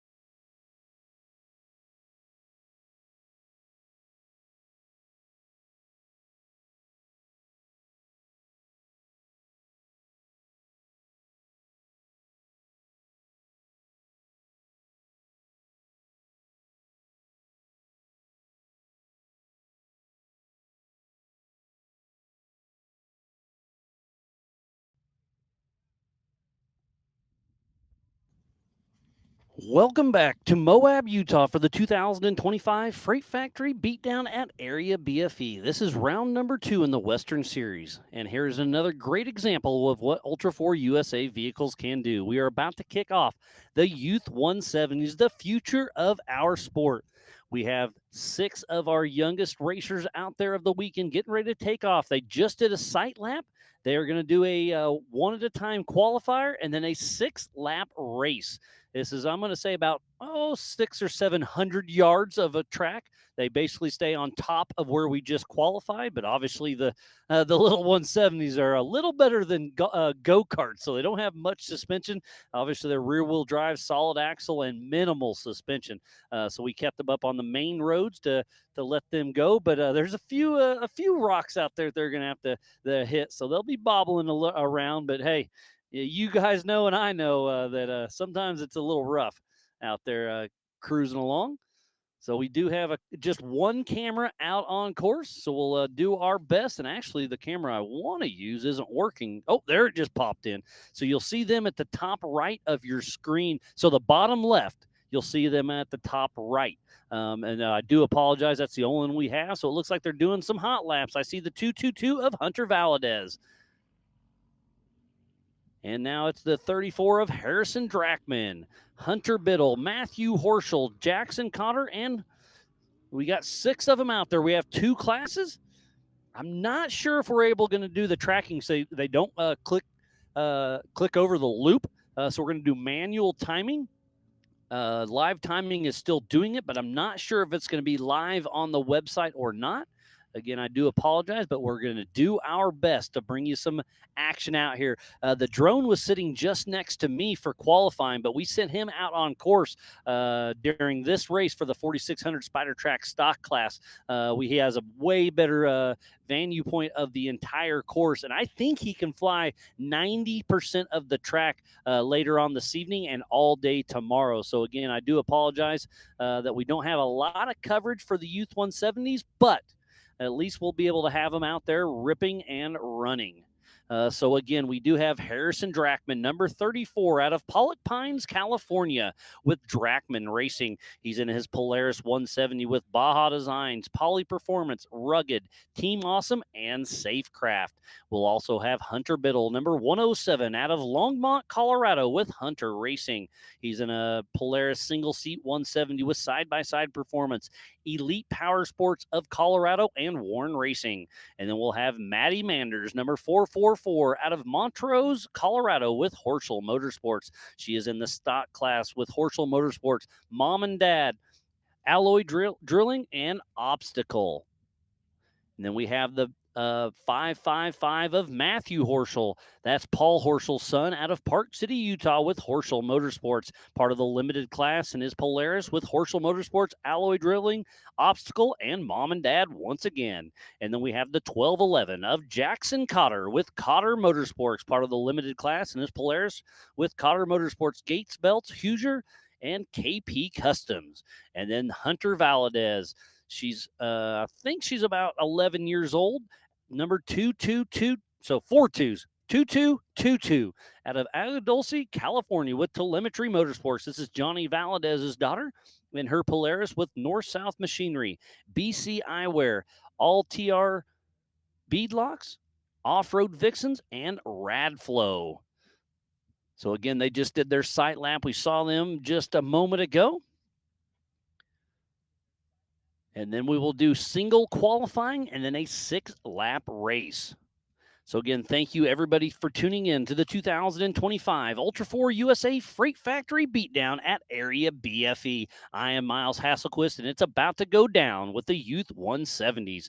We're here in beautiful Moab, Utah at Area BFE. The park's got just over 600 acres. We're about 15 miles south of Moab, Utah. They've got over 150 trails with some of the best terrain that Moab has to offer, everything from mild to wild. They are open for private events, day or weekend passes, and a lot of big events happen out here because Moab is a lot of BLM land, so it's hard to put on races out there like we do at King of the Hammers. So we got a hold of Robert Lucero with Area BFE, and we're out here racing again. absolutely love it out here. We're not too far from famous Arches National Park. They've got massive red rocks. Elevation is 4,000 feet in Moab proper. We're probably 4,500 feet up here. Population of Moab's about 5,500 people. It's famous for canyoneering, hiking, rafting, biking, and off-roading.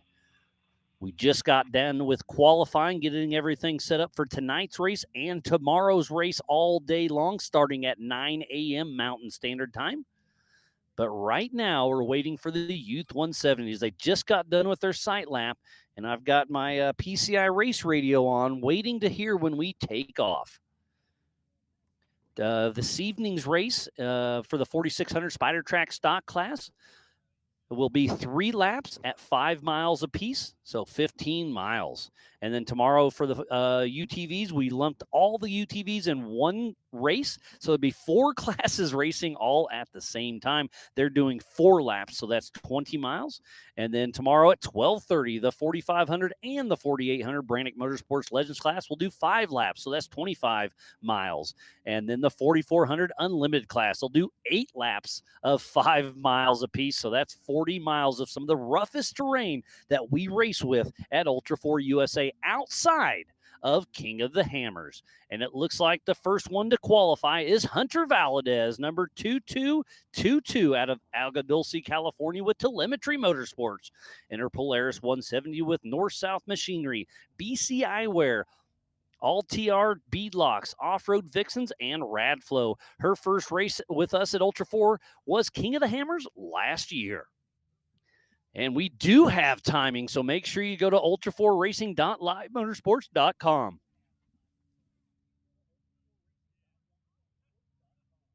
So we'll see when that pops up. But Hunter Valadez, she is our first competitor out there qualifying. We do have 2 classes. We have the stock and the limited. We also have a modified class, but we didn't have any of those cars show up this weekend. But this is one of the biggest car counts of the year thus far. Again, I am Miles Hasselquist, and this is the Youth 170 qualifying right now, getting things all set up for their 6-lap race. It's been a beautiful week out here in Moab. The first couple days when we were setting up, it rained a couple times, but it is absolutely beautiful right here. And that looks like it's the 1211 of Jackson Cotter out of Canyon Lake, California, with Cotter Motorsports. And that Polaris with Cotter Motorsports, Gates Belts, Hoosier, and KP Customs. Their first Ultra 4 USA race was King of the Hammers this year, and they got first place at Stampede just about a month and a half ago.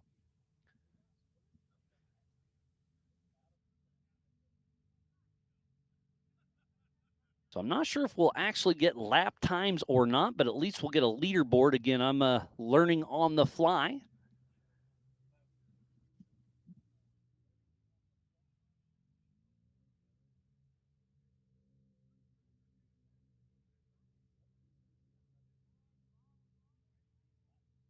So I was talking to RDP, and we are hand scoring. So I don't know if we'll have lap times, but we should have what lap they are on.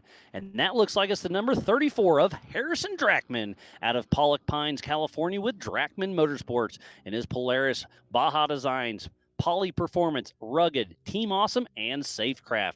His first Ultra 4 race was this year at King of the Hammers. And this is brother Al's son who helps us do all the music at King of the Hammers. So it's great to see part of the King of the Hammers family out here racing with his family. His Al's son, Harrison Drachman, out there ripping and riding.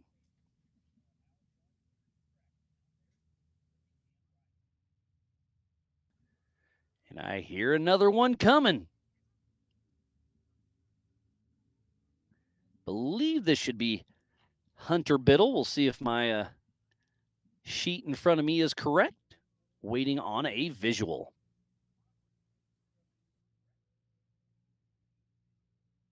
And yes, it is. It is a number 107 of Hunter Biddle out of Longmont, Colorado, with Hunter Racing. And his Polaris single-seat 170 with side-by-side performance, Elite Power Sports of Colorado, and Warren Racing. His first Ultra 4 race was the 9-1A at Mid-America back in 2022. He's won at Sturgis. He's been on the box at Legends. Hunter Biddle, that's Tom Biddle's son. You saw the little black Toyota earlier with a broken drive shaft just before the finish line. So tough break for him. And that was his second drive shaft. He broke one during practice as well. So now he's broke his second one. I don't know how many spares he's got, but Tom Biddle won't give up, and he'll get that thing fixed, and he'll be racing here later on this evening. I believe our next race is what 4 o'clock? Yes, it is. 4 to 6 for the 4600 Spider Track stock class.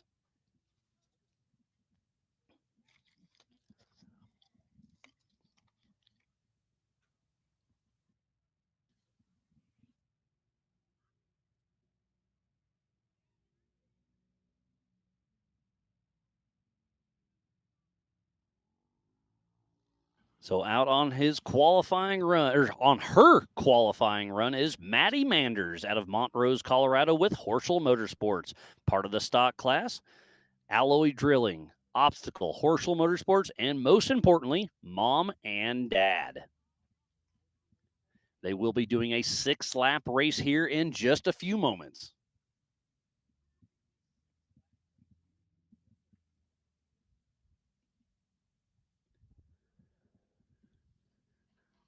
If you're coming out, it's only $40 for the weekend, $25 per day. Kids 12 and under are free. So if you're anywhere in the Moab area, come on out to Area BFE. It's absolutely gorgeous, and we have a stacked field of racing tomorrow.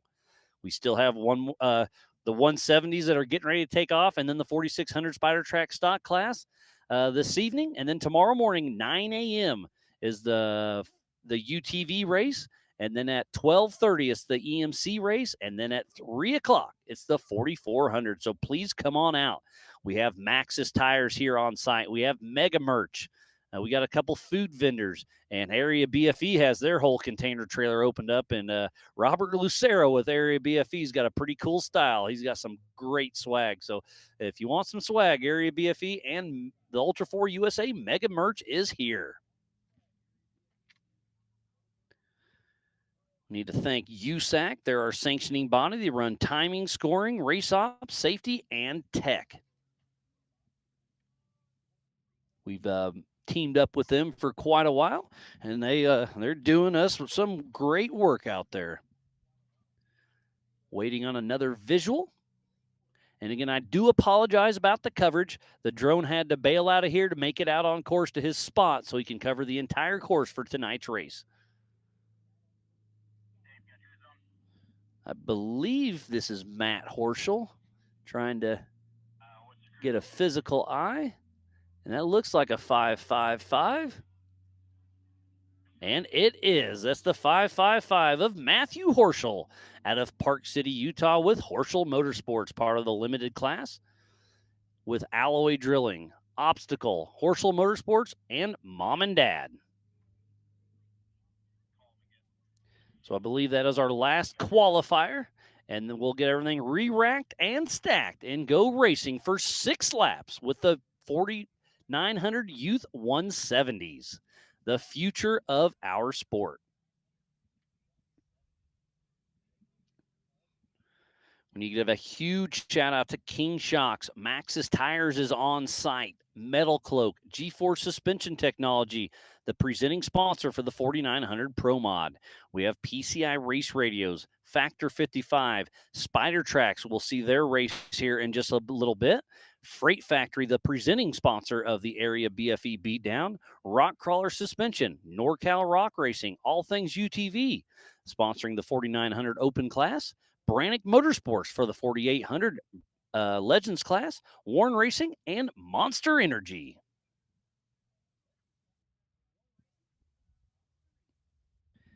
It is going to be an amazing year. We've already hit it hot and heavy. We've already raced at Roush Creek. Then we went to the then we went to NorCal Stampede, then the Crossbar Ranch, then Beach Bend Raceway. And we are here in Area BFE. Up next is Badlands Off-Road Park in Attica, Indiana, June 6th through the 7th. And then we're going to go to the AOP in South Pittsburgh, Tennessee, June 27th through the 28th. And then go to the Buffalo Chip Deering Bike Week in Sturgis, South Dakota. And then we go to Vegas to Reno once again, August 13th through the 16th. And then we go back to Crandon, Wisconsin at the Big House over Labor Day weekend. Then we have the Joker race of the Beach Bend Raceway Deering LS Fest. That's going to be one you do not want to miss. And then the Western Joker is the NorCal Rock Racing Race back there in Rancho Cordova, September 19th and 20th. And then the Ultra 4 USA Nationals teams up with the Laughlin Desert Classic, October 16th through the 18th in Laughlin, Nevada. So we've already had quite a few races this year, but it's just getting started. Again, a huge shout out to John Goodby for putting the team together and getting everything rolling. And it's been a great start to the season, and I can't wait to see where it goes. Sounds like we're about 30 seconds out from starting this race.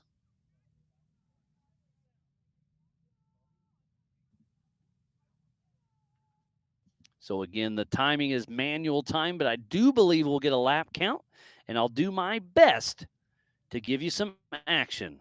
Oh, there we go. We got the drone in the air. He's a couple miles away. So the top right is the drone. That's amazing how far the Believe Cam drone can go. So the top right will see a little bit of action. You'll see some dust clouds. The bottom left, you can just barely see a car. Again, I do apologize.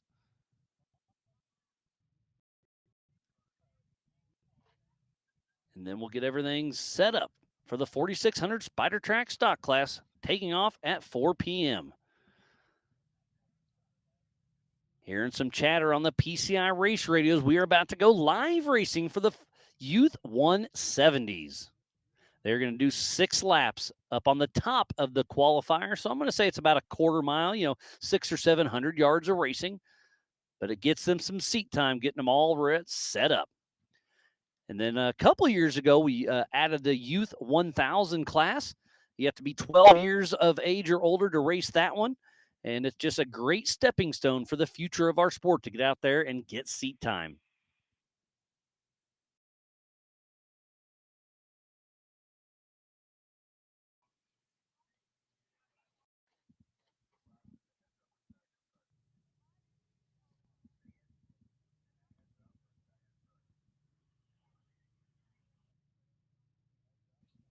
So staying a little bit quiet, listening to the radio, seeing what's going on, but it sounds like we are about go time for the 2025 Ultra 4 USA Freight Factory Beatdown at Area BFE.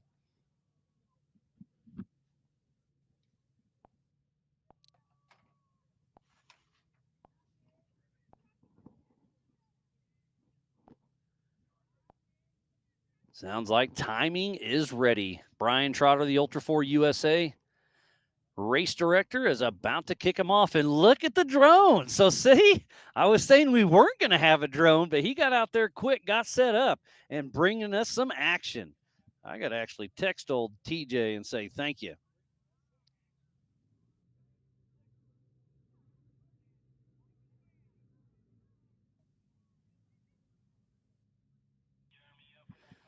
All right, I see him coming towards us. Or I hear him coming towards us, and I see him on the drone. So again, thank you, AJ and TJ and Believe Cam for bringing us this action. And it's Harrison Drachman out front. And then it's Jackson Cotter, then Hunter Biddle, then max altitude reached. Hunter Valadez. We have 2 Hunters. That's why I was stuttering. Sorry. And then Mandy Manders, and then Matthew Horschel. So it's been a good run so far, but Harrison Drachman, yes, we do have timing. We even have a clock. Look at that. So lap time is 43 seconds for Harrison Drachman, then 44 seconds for Jackson Cotter, 49 for Hunter Biddle. And they are all a part of the limited class. So a great job by TJ with Believe Cam and live timing. They pulled it all together last second, and we've got timing, we've got a drone, and they are out here and racing. Again, this is the future of our sport. Harrison Drachman out front, Then it's Jackson Cotter, Hunter Biddle, Hunter Valadez, Matty Manders, and then Matthew Horschel. We've got Rory with Trailmater Off-Road Recovery out there on course, making sure these little tykes are safe and sound. And look at this. We got a great race. Whoa, where's Harrison Drackman? I don't think I saw him. There's Jackson Cotter pushing strong.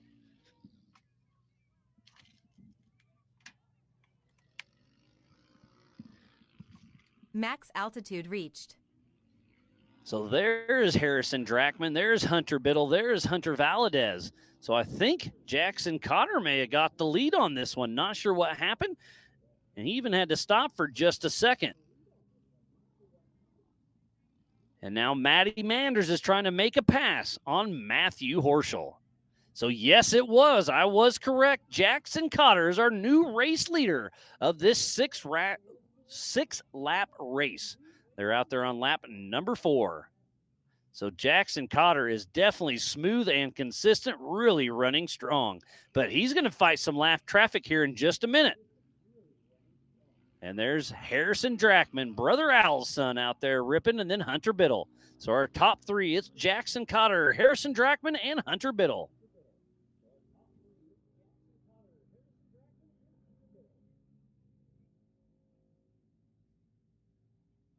And there goes Hunter Valadez on the 180.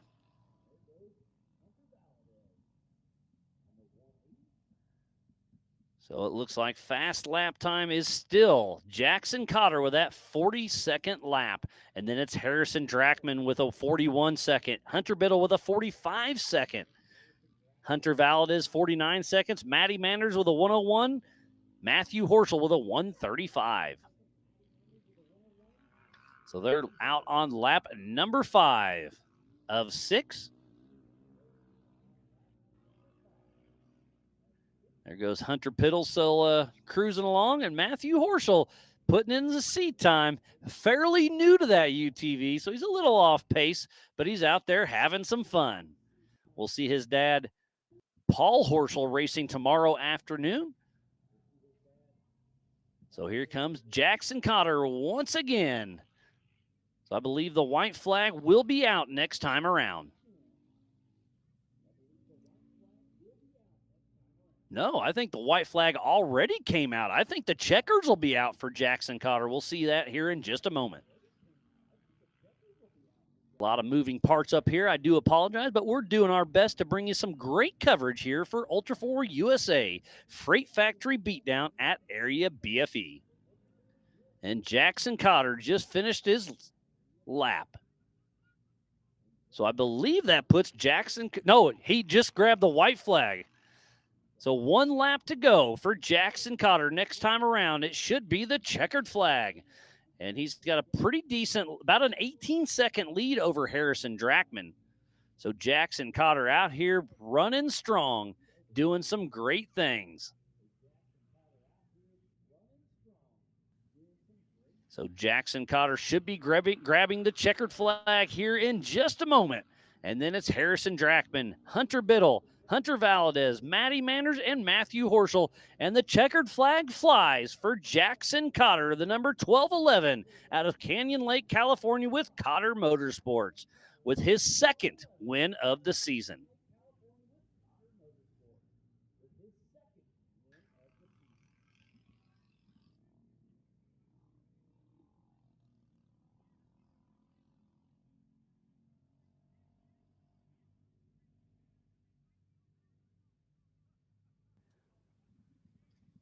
And there they are getting pulled off. I do think Jackson Cotter took an extra lap just for fun. I was getting ready to hit the radio, but I see him flagging everybody off. So, yeah, Jackson snuck in an extra lap. But, again, a huge congratulations to all of our 170 competitors. Jackson Cotter 1, Harrison Drackman 2, Hunter Biddle 3, Hunter Valadez 4, and then Matty Manders and Matthew Horschel. But don't forget there's different classes. So let me back up a little bit. Jackson Cotter won in limited. Harrison Jackman 2 in limited, Hunter Biddle 3 in limited, and then Hunter Valadez won her class in stock. Maddie Manders got 2nd in stock, and then Matthew Horschel got 4th in the limited class. So the winners of this race was Jackson Cotter in the limited, and in the stock was Hunter Valadez. So great racing by all these young guys and gals. What a great 170 race we just watched. Thank you, everybody, for checking it out. It was a lot of fun. Jackson Cotter 1, Harrison Drackman 2, Hunter Biddle in that 3rd position in the limited. And then in the stock, it's Hunter Valadez and then Maddie Manders. Matthew Horschel was 4th in the limited, so great run by all. Getting seat time by the future of our sport. So I believe we're about a half hour out from starting the 4600 Spider Track stock class. So thank you, everybody, for tuning in. We're going to step away for just a moment, but we got more racing action yet to come. Thank you, and we will see you soon. Over 25 years of off-road racing dominance. Proprietary patented race technology. Proudly made in the USA. Unparalleled customer service and support. The choice of champions. King Shocks, the leader in off-road shock technology. We don't take these lightly. They're not practiced or anything like that. We're here to try to win it. You know, we're getting bigger car counts. It's a new track. It's a cool venue, and it's a different change of scenery.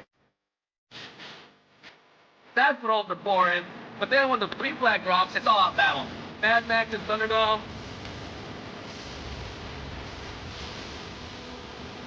It's gonna be tough. Competition is the best of the best. For me, it's just a place to release some anger and have some fun with my kids, and it's like fist fighting in a goddamn race car.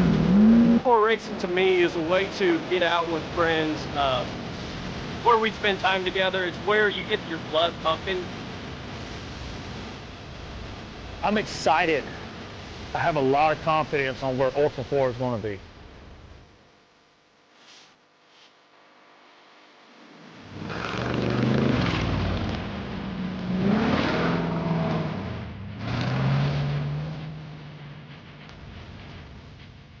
Ultra 4 is awesome. It's so much fun to just wheel to wheel with the guy next to you, especially in short course. And what an opportunity to be able to race side by side with like pro level drivers, drivers that have won K8 previously, OG drivers that have been in this for 10 plus years.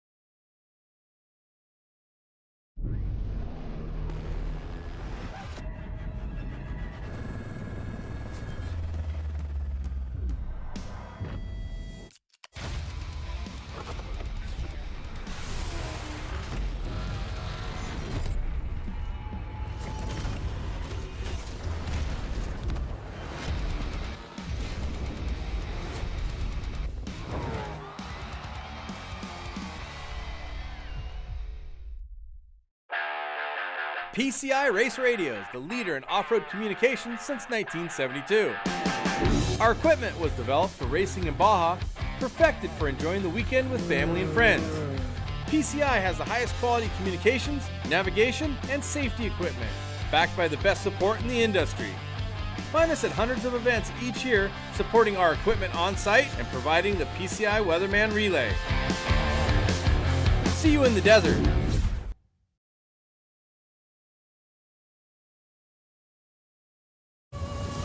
Tested and proven in some of the world's most rugged environments, the all-new Warn Xeon XD and XP line of vehicle recovery winches have arrived, redesigned from the ground up. Warn Xeon XD and XP represent the ultimate in performance and durability on the market today. You'll have the confidence to go farther, and most of all, Go prepared.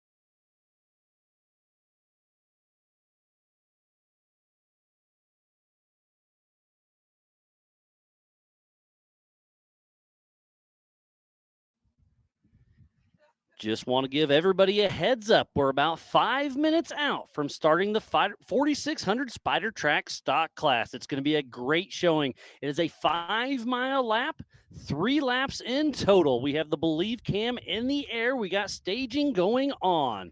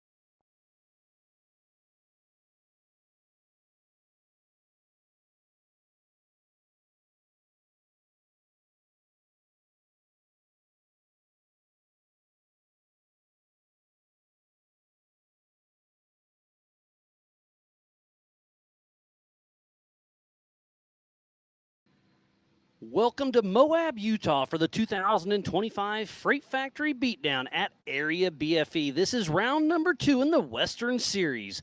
Up next is the Spider Track stock class. Thank you to Spider Tracks for presenting this. And off the line first is going to be Kendall Glines, and then his son, Brexton Glines. Then it's going to be John Rance, Albert Contreras, Chris Minley, John Williams. And it's going to be 11 of them out on course. It's going to be a stacked field.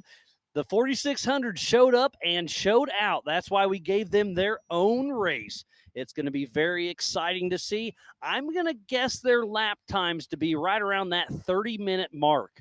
Again, I could be wrong, but that's my guess of a 30-minute lap time for the 4600 Spider Track stock class. Again, I am Miles Hasselquist, and thank you for tuning in to Ultra 4 USA.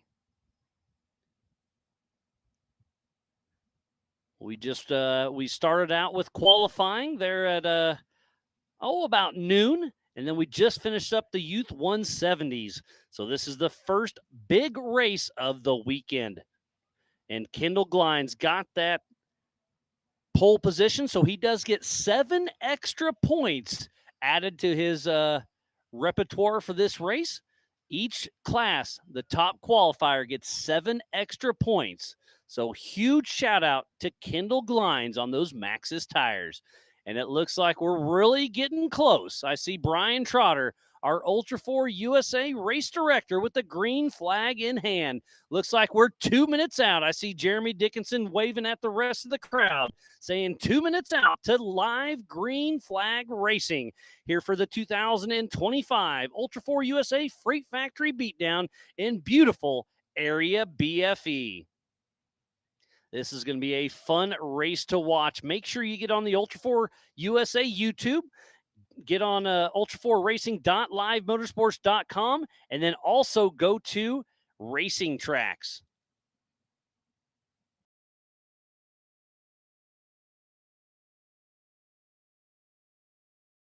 I'm getting all my ducks in a row as well.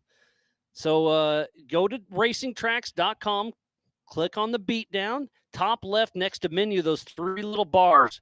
Grab that. Hit 4600 class, show all. And now you can see everybody out on right here getting ready to take off.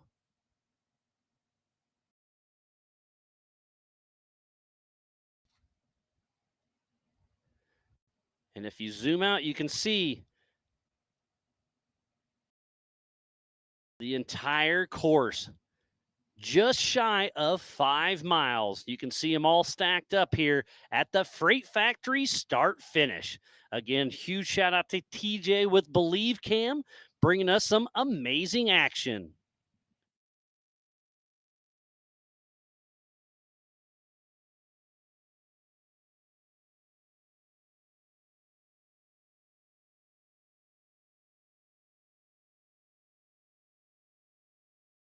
And off the line first is Kendall Glines. Our pole position, number 4691 out of American Fork, Utah with Glines Motorsports. And that Dynatrack Ford Bronco with Maxxis tires, Vision wheels, Nacho lights, Impulse Off-Road, Ken Graff, American Fork Ford dealer, Ford Wholesale Parts, Fox, and Craig Swap Associates. His first Ultra 4 race was King of the Hammers back in 2022.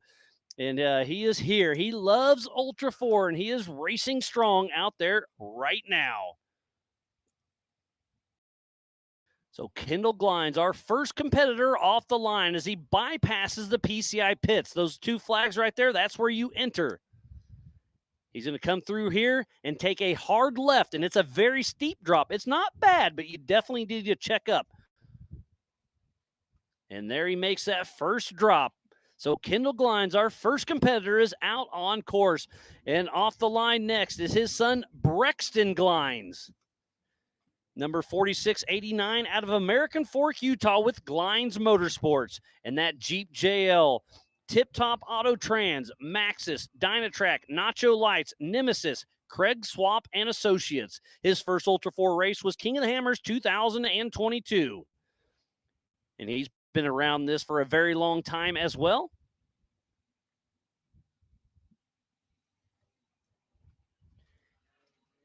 And I believe we are doing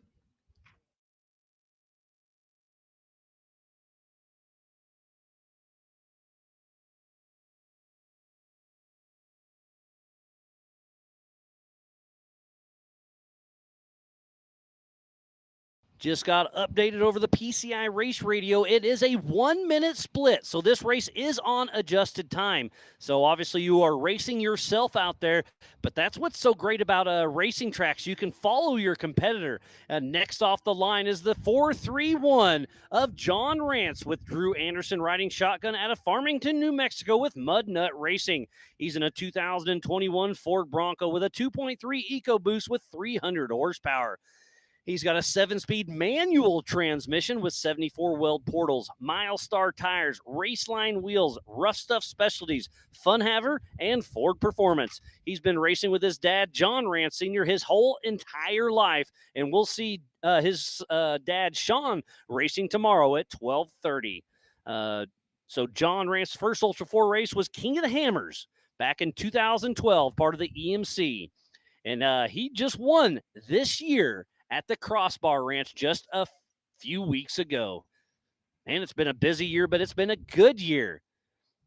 Believe that's Glines right there on the center of our screen. And look at those ledges. Cameras never do it justice, but that is off camber and very steep right there. And he is, I'm going to say a race mile 0.5 of this 5-mile race. And off the line next is Albert Contreras out of Compton, California with Jeep Thrills Off-Road with a Jeep JL with a factory engine, Mickey Thompson tires, AFE, Raceline wheels, Race Choice, and Ginrite. His first Ultra 4 race was 2013. He's been the Ultra 4 National Championship back in 16. In 2018, he was the Sportsman of the Year for Ultra 4 USA.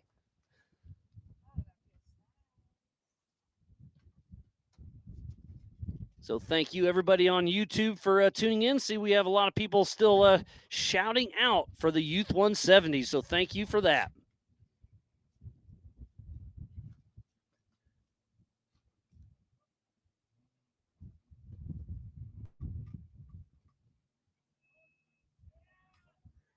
And there's Brexton Glines on screen, but off the line next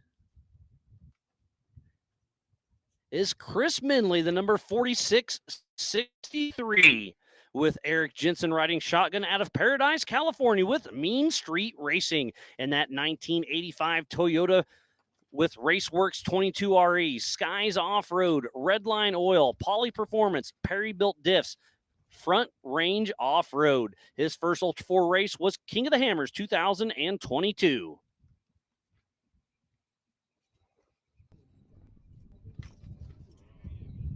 So now we'll switch back to the quad box. The drone's the top right, the start-finish is top left. Obviously, Miles Hasquist on your bottom right, and then the Maxis Leap and the Brannick Drop on your bottom left, right here just before the Freight Factory start-finish. So off the line next is John Williams, number 4623, out of Logan, Utah, with his brother Nate riding shotgun out of Crossfire Off-Road Racing. With his Ford Bronco with a 2.0, BFG tires, Priority 6, Ford Performance, Fox, and Crossfire Off-Road. He's been racing King of the Hammer since 2012 as well. He's won in Montana. He has won at the Stampede. We'll see what John Williams can do in his Bronco.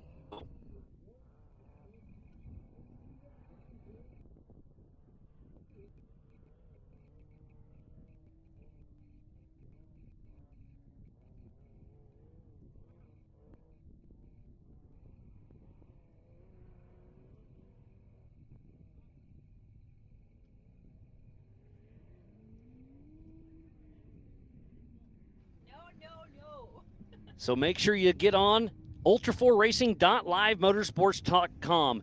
Get on Live Map Racing Tracks. Go to Racing Tracks, find the Beatdown, and then go to the 4600 class, show all, and you'll have live timing and live tracking.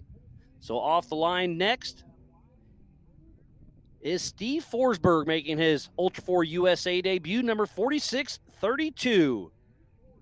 Out of Bountiful, Utah, with Hijinks Off-Road in his Jeep STF Electric, Tank Logics, Crossfire Off-Road, Maxis Tires, Consolidated Electrical Distributors. And again, this is his first race with us here at Ultra 4 USA. And now I have a couple competitors that did not qualify. Natty, he had an issue on course, so we had to fix that today. Preston Davis, making his Ultra 4 USA debut, decided to skip qualifying, start from the back. Remember, this race is on adjusted time. They are taking off one at a time in 1 minute increments. So the number 4627 of Natty Ardelin out of Grand Junction, Colorado, with Moab 4x4 Academy in his Land Rover with Falcon Tires and Barlow Adventures, making his Ultra 4 USA debut. And somebody I'm sad to see is Tom Biddle. We saw him break a front drive shaft in qualifying. I do not see him. I know he broke a drive shaft pre-running and then in qualifying, so apparently didn't have a third spare. Tough break for Tom Biddle. Hate to see that for him, but hey, that's part of racing. So last off the line, but certainly not least, the 4648 making his Ultra 4 USA debut as well is Preston Davis and Dustin Carr out of Rexburg, Idaho, with Fueled by Family Racing in his Jeep with Easy Flat, PRP, Pro Comp, and King. So the green flag is in hand, and Brian Trotter, our Ultra 4 USA race director, waves the flag. And we have 10 competitors out on course. So I'm going to switch back over to, let's go through the comments. So Bob Humancheck, I am sorry to tell you, but Tom Biddle did not make the start. He broke a drive shaft during qualifying, so is not able to make the race. I don't see him yet. We'll see if he still shows up. He's got a few more minutes, but it's not looking good for Tom Biddle. Hate to see that. Now I'm going to go back over here to Racing Tracks and try to follow along. And it looks like it is the 4605 of Albert Contreras who's out front. Let me zoom out a little bit. Where are the Glines? I'm surprised to not see them. Let me refresh here.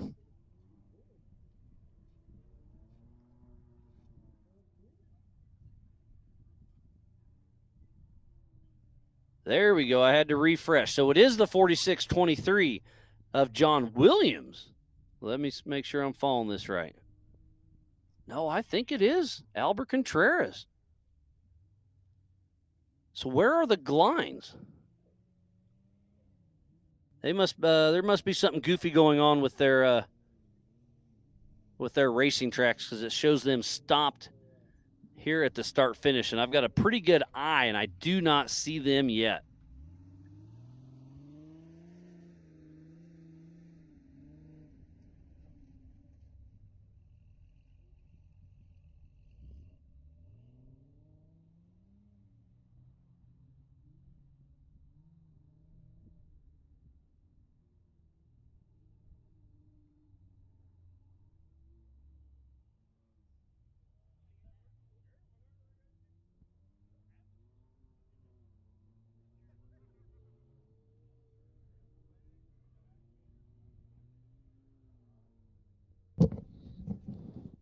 So we have all the cars out on course, and hopping into the Big B studio is Rory with Trailmater Off-Road Recovery. How you doing, buddy? Pretty good. How you doing? Oh, I'm doing great. And you were out here for qualifying, and I knew you were going to be busy, but you didn't do anything. No, you were just slacking. I sat there and got to watch the show for a while. You so had that the was best good. seat in the house, didn't you? Yeah, that was pretty good. But again, thanks personally from Ultra 4 USA for coming out and helping us, because recovery in Moab's pretty tricky, and you got the setup for it. Yeah, this is what we do basically. So I've never personally met you outside the day, but I follow the YouTube, and you do some pretty fun stuff out there. So kind of give us a rundown on what all you can do out here in Moab to do recoveries. Give me your favorite recovery that was tricky, but you landed it. Well, so far we haven't found anything we can't recover. I like to hear that. So do you have a helicopter? We've seen that at King of the Hammers. No, Not yet. We do it old school. I like it. Yeah. But like I said, we go out and just sort through problems one at a time, getting rigs out. Like I said, it's very technical out here. Oh, man. And if you break something simple out here, it's not always a simple fix. So you have to get them either trail fixed and still tow them out. And I see Towmater over there, that old school machine. It's been at King of the Hammers a few times, right? Yeah, it's been out there a couple of times. We actually went out this year and helped Shannon Campbell with his pick. Oh, that's fun. Yeah.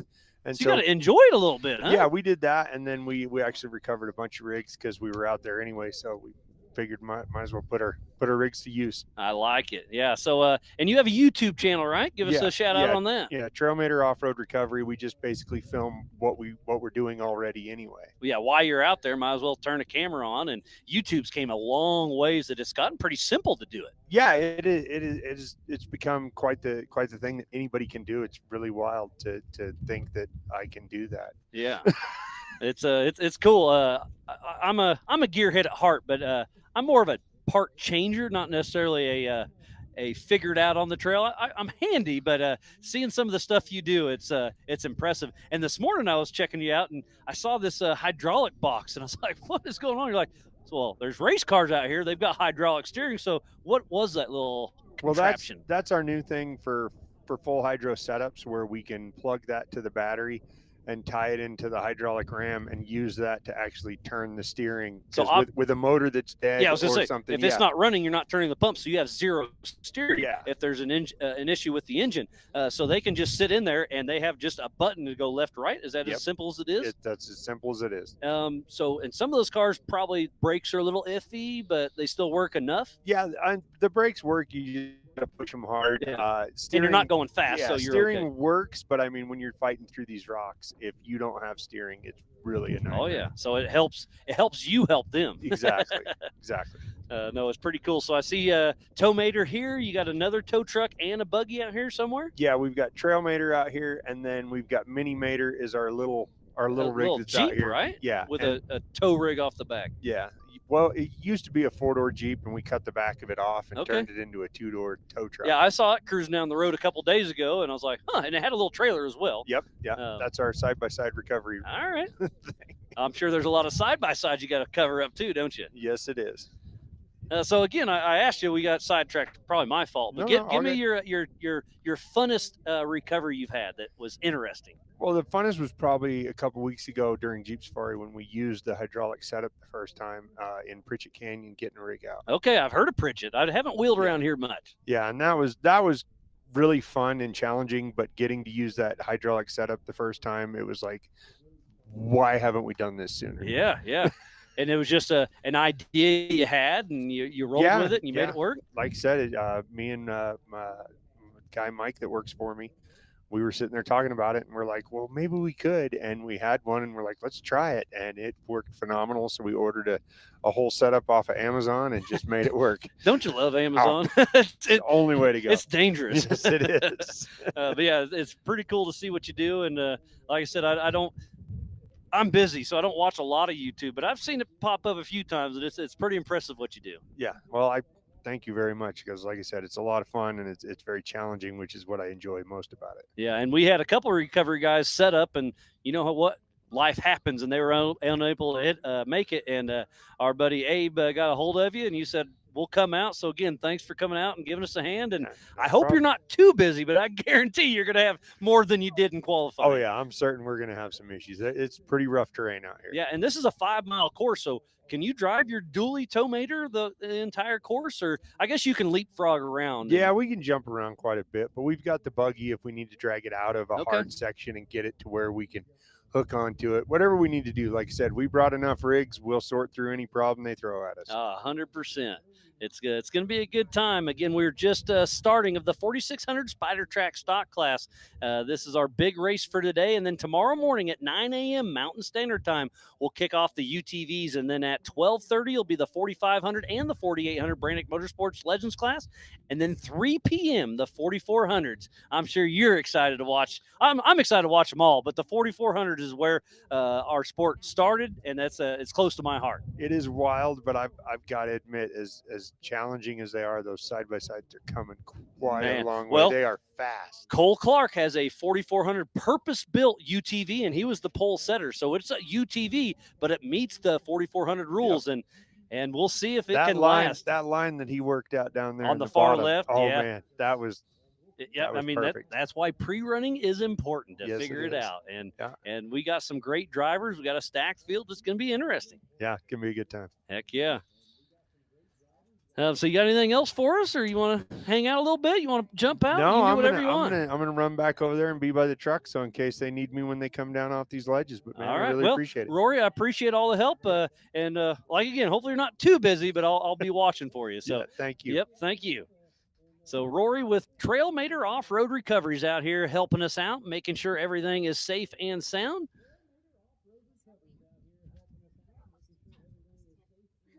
All right, so I'm going to lock back in. It looks like everybody is back and moving, so I'm not sure if it was a tracker glitch. So the 4689, that is Brexton, so he is towards the back. So both Glines, maybe it was right. Maybe they both were having issues off the start because they started off first, but they are towards the back, and I'm pretty sure we're pretty accurate. So that should be the 4623 of John Williams, who's our physical race leader with a ping of 513. Oh, this is my hometown, so this clock is wrong. So, so 13. So that is 4 minutes old. Oh, and just like that, it updates again. So it is actually John Rance up front.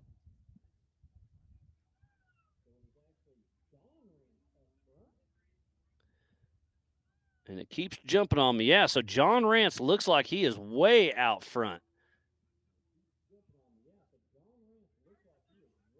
So John Rance has already passed race mile number 2, and he is on a big either-or that I assume all the stock classes will take. Oh, and just like that, it updates again on me. So he's about race mile just past 2. And then Glines, man, the trackers. So Brexton Glines went from last to first. So the trackers are definitely having some ping issues. But we can go back and watch the raw data. So even though it's a little goofy live, it is okay. But it does show him stopped. So if you see a red little area at the bottom of the teardrop, that means they are stopped on course. Or they're a very technical area and they're doing 1 mile an hour. That's possible also. But definitely play with racing tracks. Go to the 3 little dashes by menu. Click that. Scroll down. Go to 4600. Click that. Hit show all. And then you got the entire racetrack and racing tracks.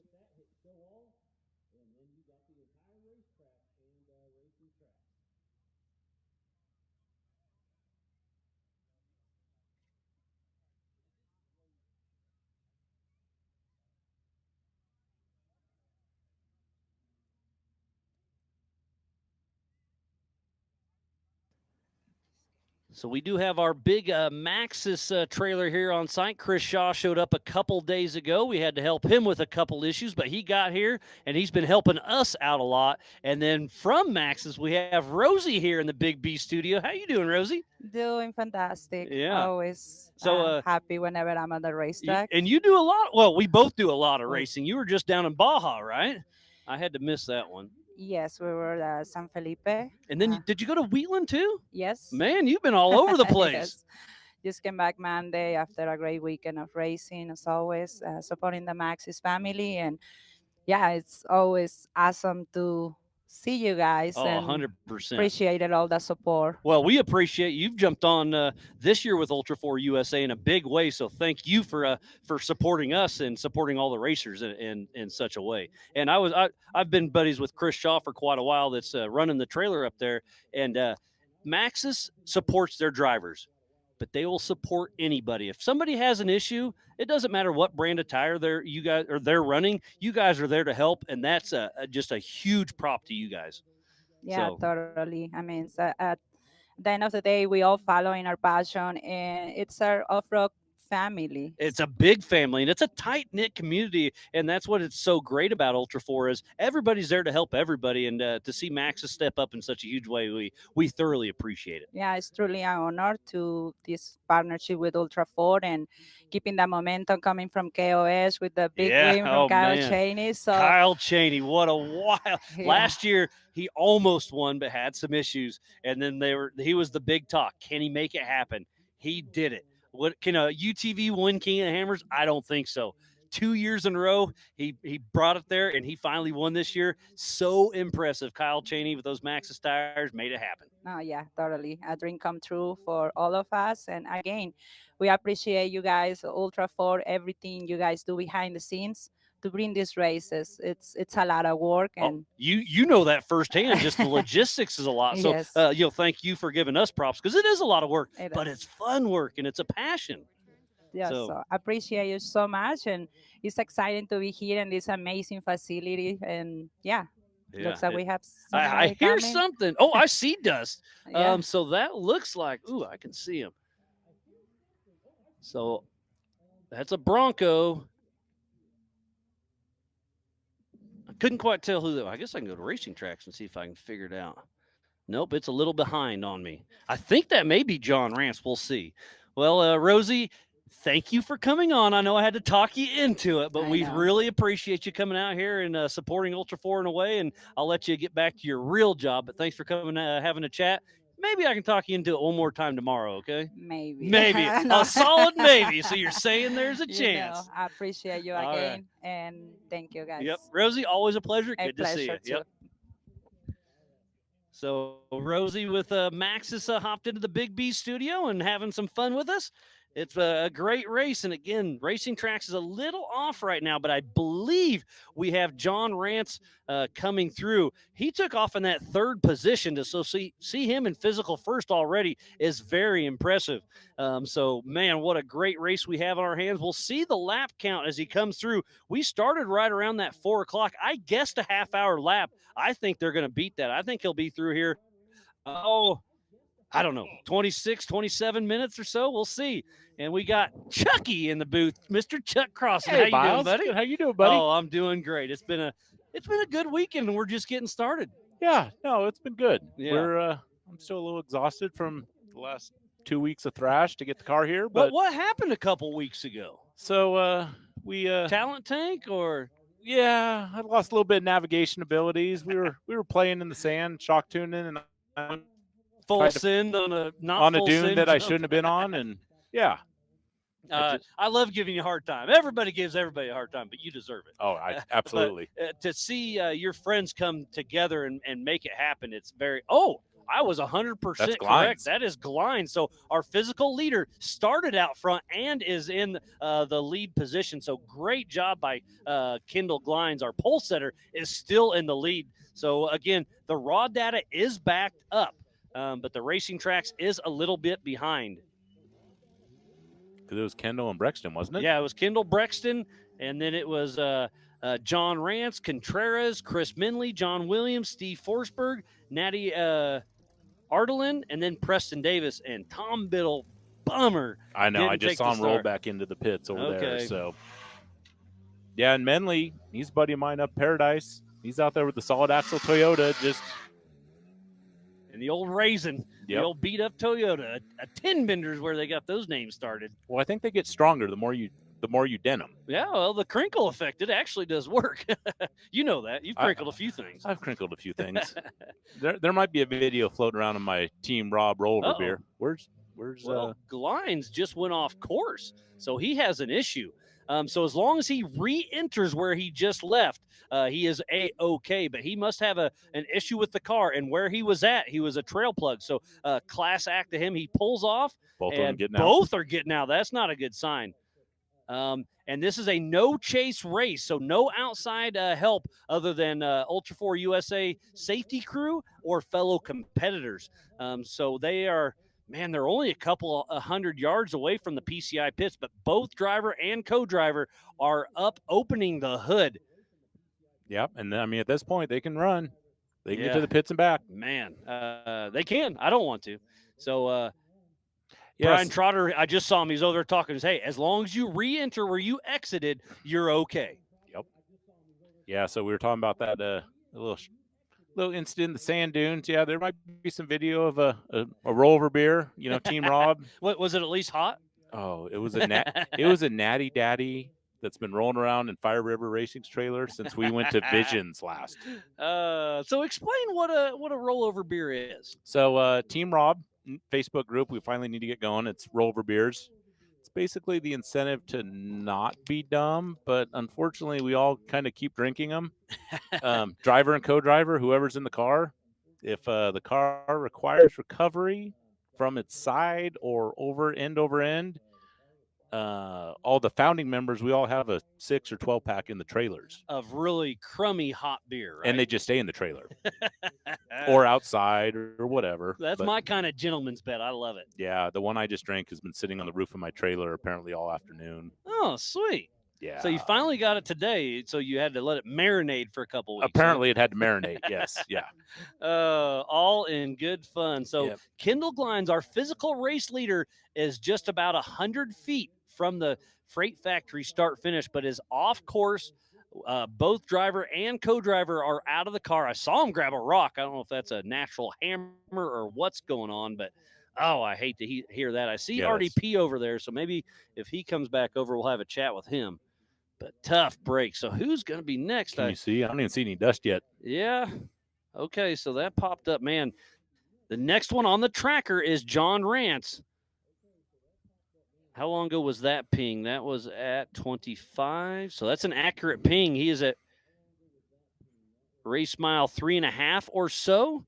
So Kendall Glines has a huge lead, but it is starting to go away. Smaller. Yeah, every second it gets smaller. And when you see driver and co-driver out with helmets on, now I see Kendall on his phone. Oh, he might be calling tech support. Yeah, well, the Ford dealer's got a 10 up there, so maybe Ford Performance. Yeah, maybe he's like, hey, will you run down to the pits because I can't come to you out there, but hopefully they got enough parts. We'll see how that shakes out. Yeah. Yeah, no, we're. I said it was. Oh, I see. There you go. Who's that down there? That's White? Brexton Glines. So Brexton Glines, who took off in second, is, I believe, physical second as we see him coming up the Spider Track backstretch. Oh, and he's got company right behind him. Not that far either. Remember, this race is on adjusted time. So that's John Rance, right behind Brexton Glines. So I think John Rance on adjusted time is going to be our new leader because we see Kendall Glines still stopped on course. So we're about 3 minutes away from seeing our next 2 and 3, and it's looking like they're going to make the pass. I'm wondering what's going on because they drove, under their own power right there, and then just shut it down and got out. So I don't know. What's your guess? I mean, is electrical? I don't know. I've talked to Kendall a few times. I know steering has been a struggle for him. And they were looking at the front. Steering has been a struggle. And he's waving at us. He's still smiling. So that's a good thing. But, he is saying broke something. So it must be in the front end. So it's not looking good for Kendall Glines. So, hey, Kendall, if you want to come over and say, hey, do it. But if you can fix the race car, you're still in the race. I'm not. I'm going to say he's done. Yeah. He's ready to walk and talk. Yep. Oh, I hate to hear that. So I'll give you our quick one. So, yeah, we pretty much ended the car shock tuning like 2 weeks ago. It looked like a rowdy ride. It was rough, but it's pretty cool. I mean, one of our whole things, what we love about racing with Ultra 4 is everyone comes together. Yeah, you had I kind of put 6 or 8 people helping you. Yeah, I kind of put an SOS out, and I had fellow racers, not even just, friends, but competitors showed up, and we That you're We you're pulled friends off with last weekend. everybody, but they're not your tight knit group. They're just fellow racers. Like, Yeah. man, if you need a hand, I want Yep. to whip your butt at Moab. Huh? Yep. And every one of them, man, I mean, they're talking 2-3 hour drives. These weren't even local guys, and without them last weekend, that we wouldn't be here. So, how much beer and pizza did you go through the last couple of weeks? There was no time. There was There's always time for beer and pizza. there was not. It was home from work on the car, go to sleep, go to work, work on the car, go to sleep. That. And speaking about beer and pizza, we went to Grandpa's Garage last night for a little welcome party. How cool is that? I've heard of Grandpa's Garage. I've never been there. I heard of it. I'm pretty bummed we didn't make it. Oh, you didn't make it. That's right. We were still fixing surprises. Yeah, well, yeah, that happens. Yep. But here hey, comes not to rub Brexton. it in too much. We had a great time last night. Well, that's good. I think I had a bologna sandwich. Yeah, so here comes Brexton Glines, physical second, but about to take the lead from his dad. So Kendall Glines is about to watch his son take the physical lead, but John Rance is right behind him. Start your timer. I'm taking a picture of when they started.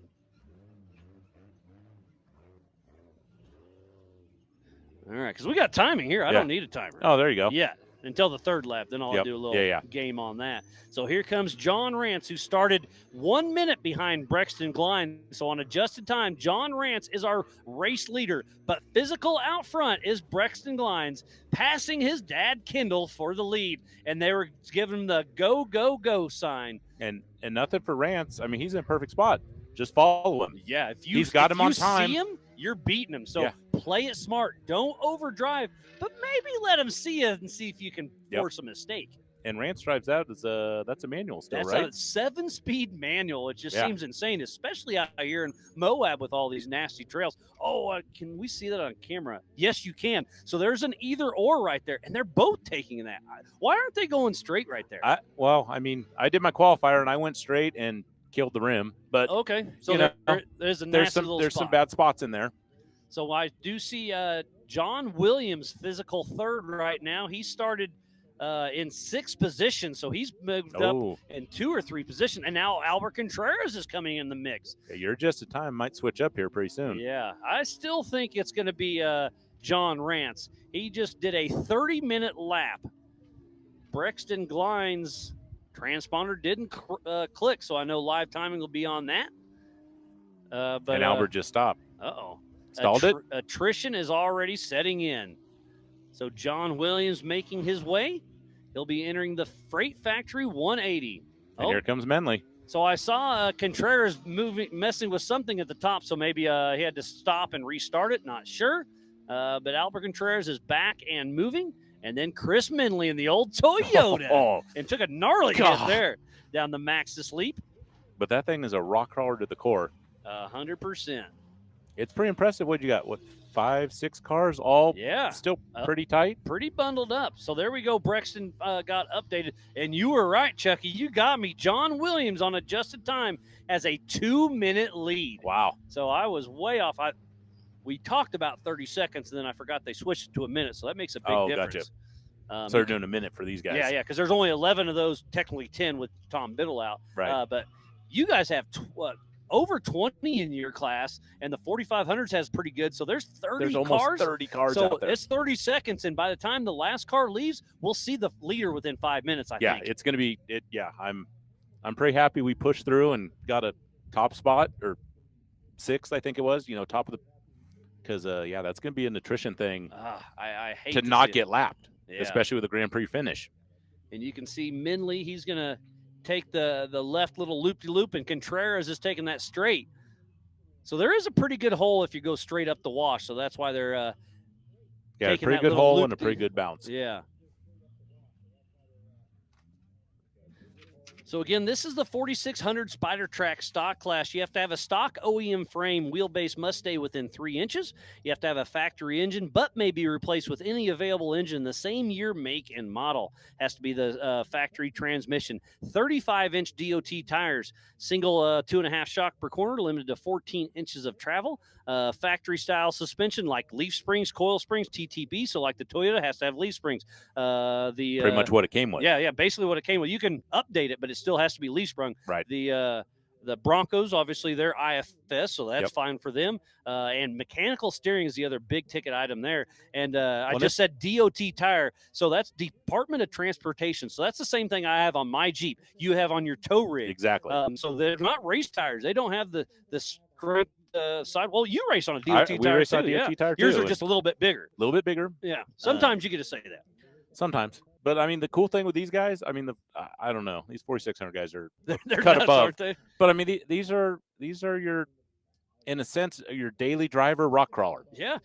A few of these are legit street legal stuff. Yeah. That's cool. Yep. I might, I'll go down and grab Grant Kindle for you. Yeah. I want to finish one thing with you. Yeah. So you got that Brian Tooley twin turbo. I really think you have the highest horsepower of sniffing 1,200 horsepower, right? Yeah, we're pushing just right on the cusp of 1,200, 1,220. And we have a lot of people that are, I'd say the average 4,400s in that 750 range. Yeah, 900. We have Paul Horschel and Tad Dowk out here with 1,000 in the Yep. 4,400 class. And then old Chucky in the 4,800 limited class with 1,200 horsepower. Well, and that was kind of the party we talked about. There was like, I don't think he's slowing down after he got the flat. I'm like, well, we got to keep the front end light. And, you know, you never know. Next year might be a different game. So we'll see. 100%. All right. Well, yeah, Awesome, go brother. grab there. I'll go grab him. Kendall. Chuck, always a pleasure. Thanks, Good Miles. luck tomorrow, and come see me again. Thanks, brother. We'll do. All righty. Hopefully at the end. Chuck Crossland. Yeah, not mid-race. Again. So our leaders are through it on adjusted time. It is John Williams, then Chris Minley, John Rance, Albert Contreras, and Brexton Glines. Kendall Glines is just at the end, and he is broken, so he is not going to get a finish here at this race. That's something to think about. If he can just make it another 100 feet, he can finish one lap, which gets him finishing points. So that's a little strategy I don't know if he has thought about yet. So it looks like he's going to come up here, and he's got about another hour before the checkered flag is going to fly. So I'm actually going to talk to him about that and see if that's an idea he could do, because even if he has steering issues, possibly put it in reverse. He's just got to go, like I said, 100 feet or so. But if it's broke, it's broke. You never know. So we're going to go full drone for just a minute. I don't see much action anywhere else. But again, thank you to Believe Cam. And look at this. We got a race on our hands. It looks like it's Chris Minley and probably Glines. I'm going to switch over to Racing Track, see if we got any updates here.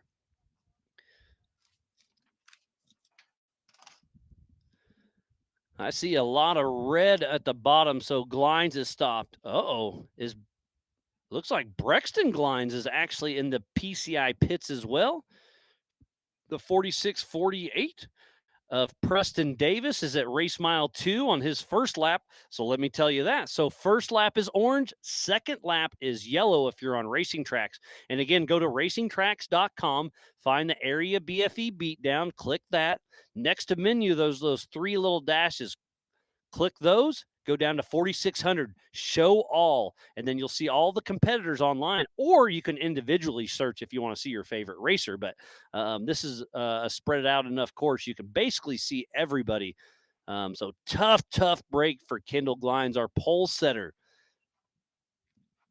Again, if you were just tuning in, this is the 2025 Ultra 4 USA Freight Factory Beatdown here at Area BFE. And we need to give a huge shout out to Monster Energy, Warren Racing, Brannick Motorsports, All Things UTV, NorCal Rock Racing, Rock Crawler Suspension, Freight Factory, Spider Tracks, Factor 55, PCI, G4 Suspension Technology, Metal Cloak, Maxxis Tires, and King Shocks. And I do see Kendall Glines making his way over here, so hopefully we'll have a quick chat. And there on screen is John Rance, who I believe is our new physical leader, because I think I see Brexton Glines still in the PCI pits. So great shot of John Rance. So it is Kendall Glines. I don't want to say this rudely, but I don't like seeing you here right now, buddy. What is going on? I don't like being here right now. I can see that. You got the pole. Yeah. You were leading the race by probably 5 minutes. Yeah. What happened? It broke the hub out of the power steering pulley. So the pulley physically broke. So you don't have any rotator, you don't have any of your serpentine. Nope. So to get finishing points, you have to finish one lap. Is it possible for you to make it another 100 feet? Oh yeah, absolutely. I think we probably could. You don't have to do what I say Yeah. by no means, but if it was me, Yeah, just I would go- regroup, finish, and then pull off. And if Yeah. that's not going to cause too much damage, No, it won't cause it. But Just a little bit of. for finishing points, you have to finish one lap. Yeah. You haven't done that yet. Yeah. You walked across, but that doesn't Right. count. Oh, how about run? You take that up with Trotter. Okay. No. Okay. So chat as long as you want, but Yeah. put that in your head that if it Yeah. was me, I'd probably try to do the finish. And as long as you enter where you exited, Yeah, we you're can still back right okay. up there Yep. and just come around that corner. But again, don't do any damage because I said so. No, But it's I gonna be. see the gears turning. Oh, we're gonna go do that. Okay. Yeah, absolutely. It's just a matter of letting the car cool off a minute. 'cause it Okay, won't so have any you didn't have a coolant. water pump, you didn't have power steering, you didn't have an well, alternator. It just broke right here. So Oh. I mean, right Because where. I thought you were moving great, and then all of a sudden, like, Yeah. whoa, it you just- went straight. It went oop. So it broke right where you're at, Yeah. basically within 20 feet. Ah, Yeah. I hate to see that because, yeah, you got the pole. You had a smooth run. It was. You're working yeah. your kinks through the Bronco. I felt like you were in a good spot. Yeah. And racing happens. It does absolutely. So we'll put a billet pulley on it, and it should be good. Yeah, so again, I'm Miles Hasquist being joined right here with Kendall Glines, who was leading this race, but obviously sitting in the Big B studio, you're not anymore. No. But I saw when Brexton cruised by, you gave him the go, go, go sign. Yeah. But on racing tracks, I see him Oh. in the PCI Oh pits. wow. Huh. Do you have any comms with him? I do. I can go talk to him on Okay. that. So we'll figure out what's going on over So there. yeah, after Maybe yeah, we'll go- let's keep chatting as long as you want. But yeah, we probably whatever. ought to get that across the line and run over to the pits and see what we Yeah, can do to help. and them. then get your car across so you get finishing Yep. points. Go talk to Brexton, and then Yep. if you have time, come back. But you don't have to. I'd love to. All right. Well, Kendall, Thanks. I hate seeing you here right now, but Hey. you had a good run until you didn't. Absolutely. All This right, is buddy. great. Well, Kendall Glines with Glines Motorsports, a little bad luck, but again, I think we got a little strategy to get him across that start to get those finishing points. So at least because you get 200 points for starting the race. And that's all he's got right now. Even though he was winning, he's only got 200 points. So as long as he gets that across the start finish line, he'll get the full finishing points. 1,000 points goes to the winner, 975 to second, 965 to third, and then it goes to 5 points less all the way down. So we'll see how it all shakes out. So we'll go full drone again. See if I can see who that is. Looks like that's Preston Davis, and I saw him stopped, but now I see him moving. So I believe that is Preston Davis making his Ultra 4 USA debut out of Ruxburg, Idaho, with Fueled by Family Racing. And that is Brian Barron's old XJ that won King of the Hammers back in 2016, I do believe. I had a fun little chat with them in the pits, and they're taking me down memory lane, and they're like, it's B&B Racing. It's like, man, that's Brian Barron, I believe. And if I'm wrong, somebody in the chat, let me know. And we Outcast Garage is rooting on his buddy Easy Flat, Preston Davis. I was talking to his wife in the pits, Preston's wife in the pits earlier. She was signing a waiver for us, and she just said, him and his buddy are out there living their dream. So Preston and Dustin are out there just making it happen. They've been wanting to race with Ultra 4 for a long time. They finally bought an XJ, put their final touches to it, and are making their Ultra 4 USA debut. So last year in the 4600 Spider Track stock class, Brad Lovell won it. He texted me earlier. He is having complete FOMO on not being here, but he had a conflict. John Williams got second, and Kendall Glines got that third position. Obviously, Kendall's going to be at the back of the pack on this one. So can John Williams get on the box for the 4600 Spider Track stock class? Only time will tell. And let's go through these are my personal notes, just FYI. So the Western Series points, John Williams is leading the Western Series with 1,007, and then it's Kendall Glines with 975. That's why I'm telling him to try to grab that one lap. And then it goes to Albert Contreras with 965, Chris Minley 960, and Joel Dulac is not here. But Chris Minley could step up in the Western Series points. And you have to race all three of the Western races to be eligible for points. And then you can use a joker, but you must race all 3 to run the joker for points. You can still race it, but if you didn't race all 3, the points aren't gonna work. And Kendall's running right over one of my flags. Maybe we can flag him down and pull that before he runs it all the way over.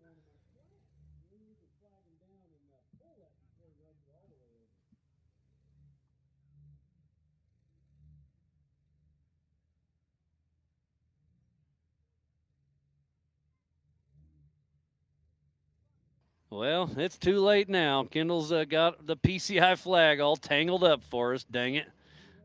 But again, remember, he's got no power steering. He's got no nothing. So tough break, but hopefully he can get this one lap in and get his points. So the fastest lap of today's race is John Williams with a 140. Almost 10 minutes, 2 minutes behind him on adjusted time is Chris Minley. And then 4 minutes back is John Rance. And then another 2.5 minutes back is Albert Contreras. Another 3 minutes back is Brexton Glines, but I'm pretty sure we see him in the pits. So where is Steve Forsberg? Where's Natty Ardelin? And we just saw Preston Davis still moving along. So again, switch back and forth between ultra4racing.livemotorsports.com. Go to the racing tracks and kind of follow that along. But it looks like our leaders are approaching race mile number 2. RDP, you want to come say hey for a minute? That was a hard no. All right, all right.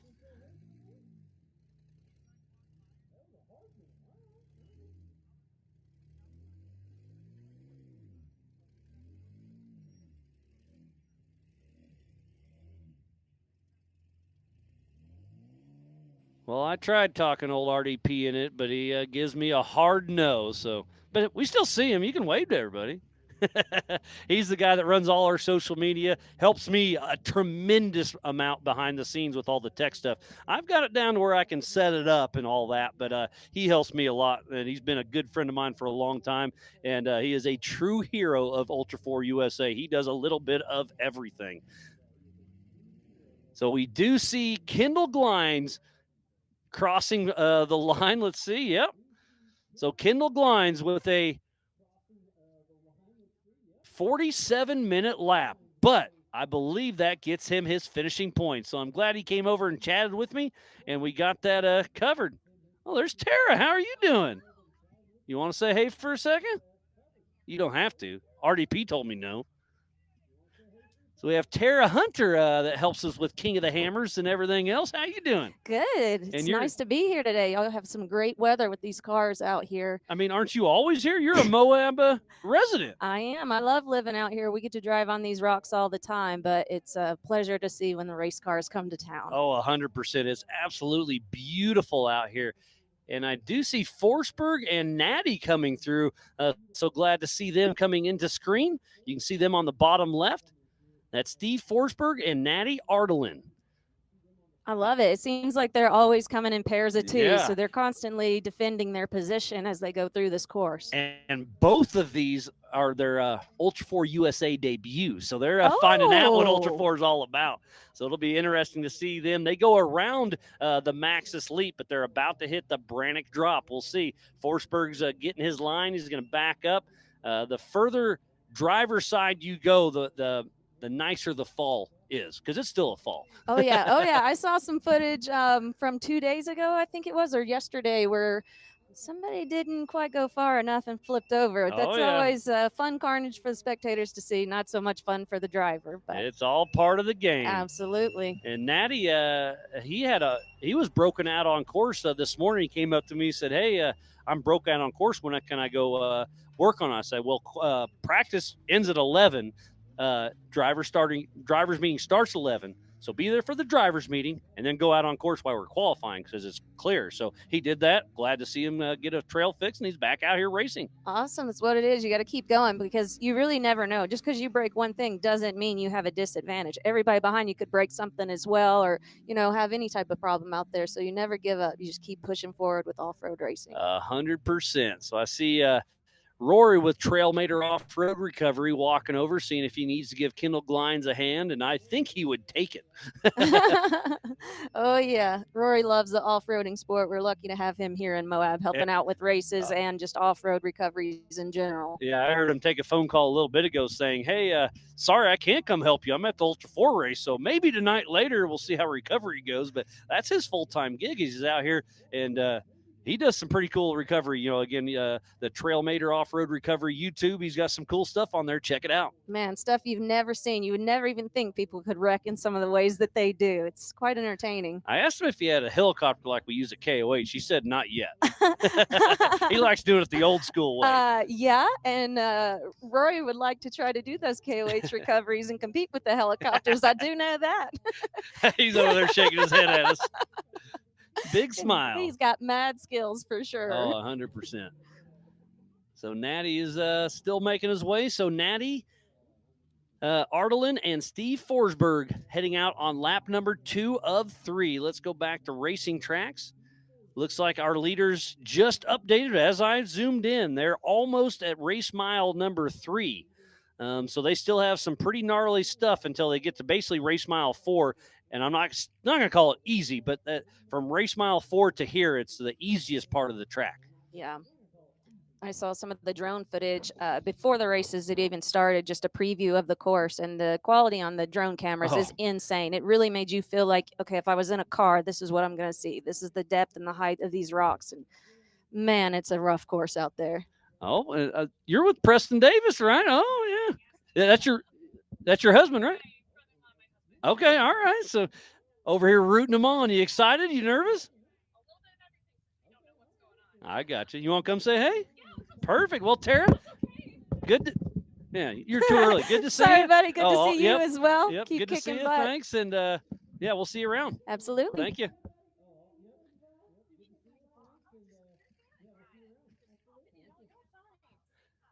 So again, if you're just tuning in, this is the 2025 Ultra 4 USA Freight Factory Beatdown here in beautiful area BFE. And Preston Davis is out on course. I hope so. We saw him come through. He was moving. 46.89, if I remember right. 46.86. 86. Oh, yeah. Looks like they're right there. Perfect. Okay. They dinged at 49, so that's an accurate update. They're running at 8 miles an hour. Excellent. So they're still moving. So again, sorry, what's your name? I'm Chelsea Carr. Chelsea. Okay. Yes. So you're the co-driver's wife. Perfect. Yes, and my sister is Preston's wife. All right. So yeah, tight knit group there. That's cool. I love it. Fueled by family. Yeah. Oh, there you go. So this is your first, their first Ultra 4 USA race. It is this your first time coming to one? This is our first time. Everything. Yes. You've never been to Hammers, never been to a race. Never been to Hammers, never been to a race. Yep. We own Easy Fleet. Okay. So I saw that on the side. Yep. Cool. We own Easy Fleet, and that's a family-run business. We do portable air compressors and 4-tire hose systems.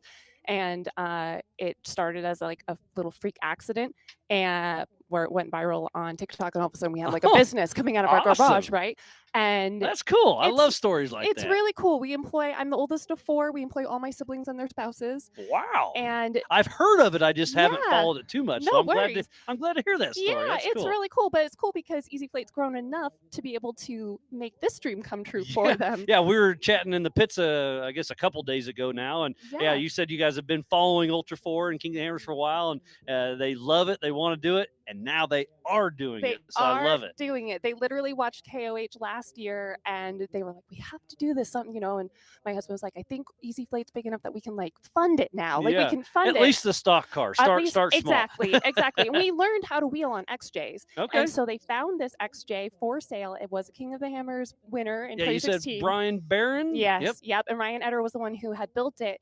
And so they went and they literally found it on Facebook Marketplace and left that night to go buy it in Las Vegas. And they brought it home, and it almost caught fire the first time they took it out. It's handy. It's great. We learned a lot in that little pre-run, and they've just been working on it for this last forever. Year. Forever. They've been working on it for this last year, getting it ready to do this. And it's just my sister and I were like a little emotional watching them take off because like we're here, we're living a dream. Yeah, you've been talking about it. You've seen them in the garage putting in the time. Yes. And now they're doing it. So that's really cool. It's really, really cool. So, and they had a flop yesterday during the pre-run. We saw that. That was a good one. RDP went down there, and I think it was your husband with the interview, right? Yes, that was my husband. Yes, it was actually so sad because they had come up and didn't see the arrow, so they came off through the hot pits thinking that they had done the lap, and they were like, we did it, we did so great, and we're like, no, you didn't finish.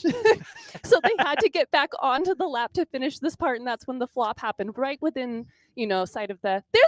Oh, look at that. Talk about perfect timing. So Preston Davis with his Ultra 4 USA rookie debut, finishing lap number 1, about to start number 2. Is he going to make it down the Maxis Leap? Nope. He plays it safe. I would do that too. In a Jeep. Know what? We didn't bring any spare parts. So I know. We'll make friends in the pits. I know. That's exactly what it is. So we're just trying to make it through. Honestly, that's the goal.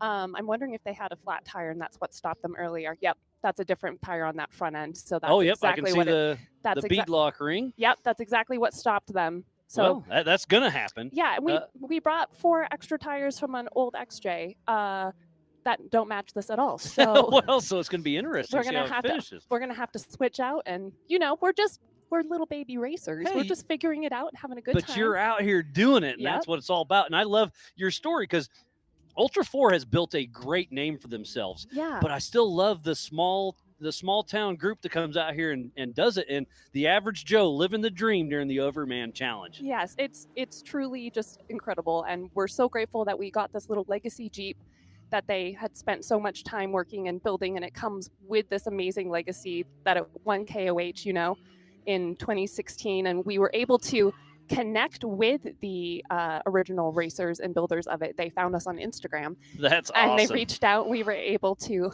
learn about how they built it. Oh, the front end is turning right now. I'm like, are they locked?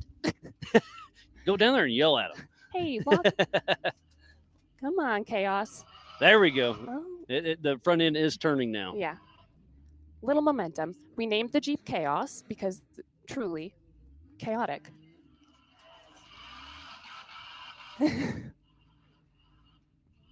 Let's keep the tires on there. You got it.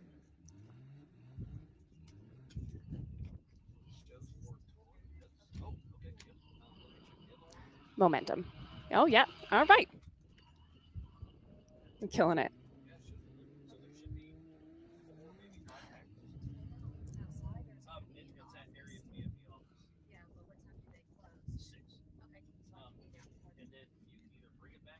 So I wonder if they're going to get off the at the pit to go switch out the spare with our backup spares that came off of our other XJ. Shout out to our shop, Impulse Off-Road in Murray, Utah, that took our tires off of the XJ. I love it. Sorry, I had to jump off for just a second. You're fine. I was saying shout out to our shop at Impulse Off-Road in Murray, Utah. They took the tires off of our other XJ. It's just floating in their shop, so we had backup tires. Awesome. Yeah, my phone just dinged and our trophies just showed up, so that's pretty important for tomorrow. Yes, so Tara's going to run to area BFE office and grab those for us. So a huge shout out to Big B Motorsports for providing our trophies for the rest of the season, and there's a chance you may be taking one of those home. Yeah, did they just lose a drive shaft? Yep. The rear drive shaft just exited the chat. Chaos. You know what? They made one full lap, though. Hey, they made a lap, so they get finishing points. Oh, and he's going to and now he's rubbing racing, right? Oh, sorry, Kendall. Impulse Off-Road does Kendall's Bronco, too, so you know what? I'm just glad that they made it through one lap. Obviously, they ran into some problems, but they can now say that they raced. They adapted. They overcame. They make it a lap. And I love your positive attitude. It's like I said, it's a dream come true. And, we learned a lot. And this is their first time ever doing anything like this. So they were learning a lot yesterday in the pre-run about communicating and spotting and talking to each other and figuring out how they wanted to work together. and they just came off. They're going to be sad about this, but oh my gosh, look at that poor driveline. It's hurting. So you're in the 4600 Spider Track stock class, so I don't want to get too personal, but do you think you can? That car, is it a $10,000 car?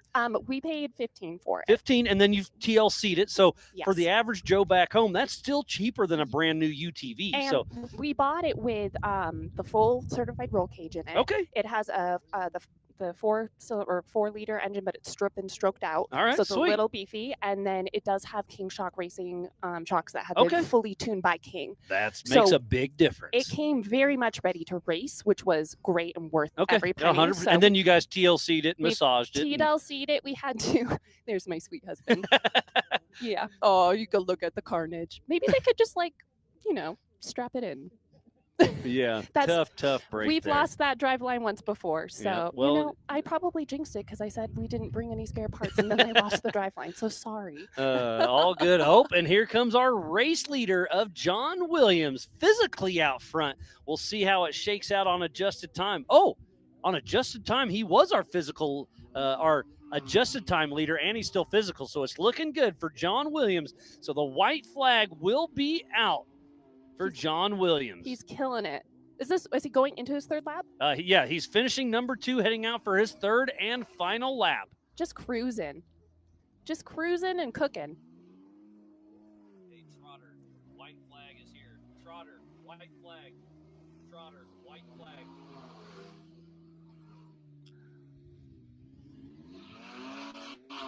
Trotter, white flag.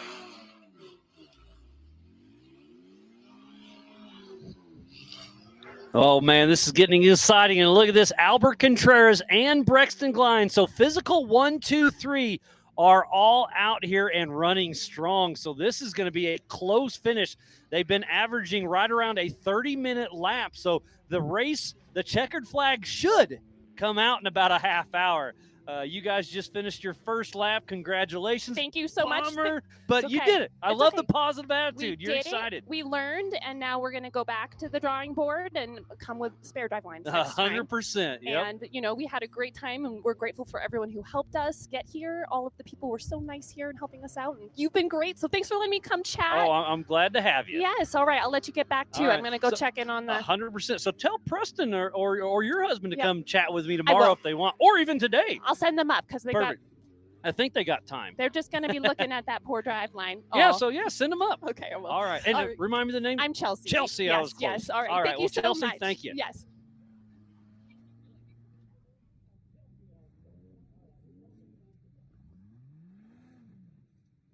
So the race is starting to heat up. So Brexton Glines just crossed over. So it is physical and on adjusted time 1 and 2, John Williams and Brexton Glines.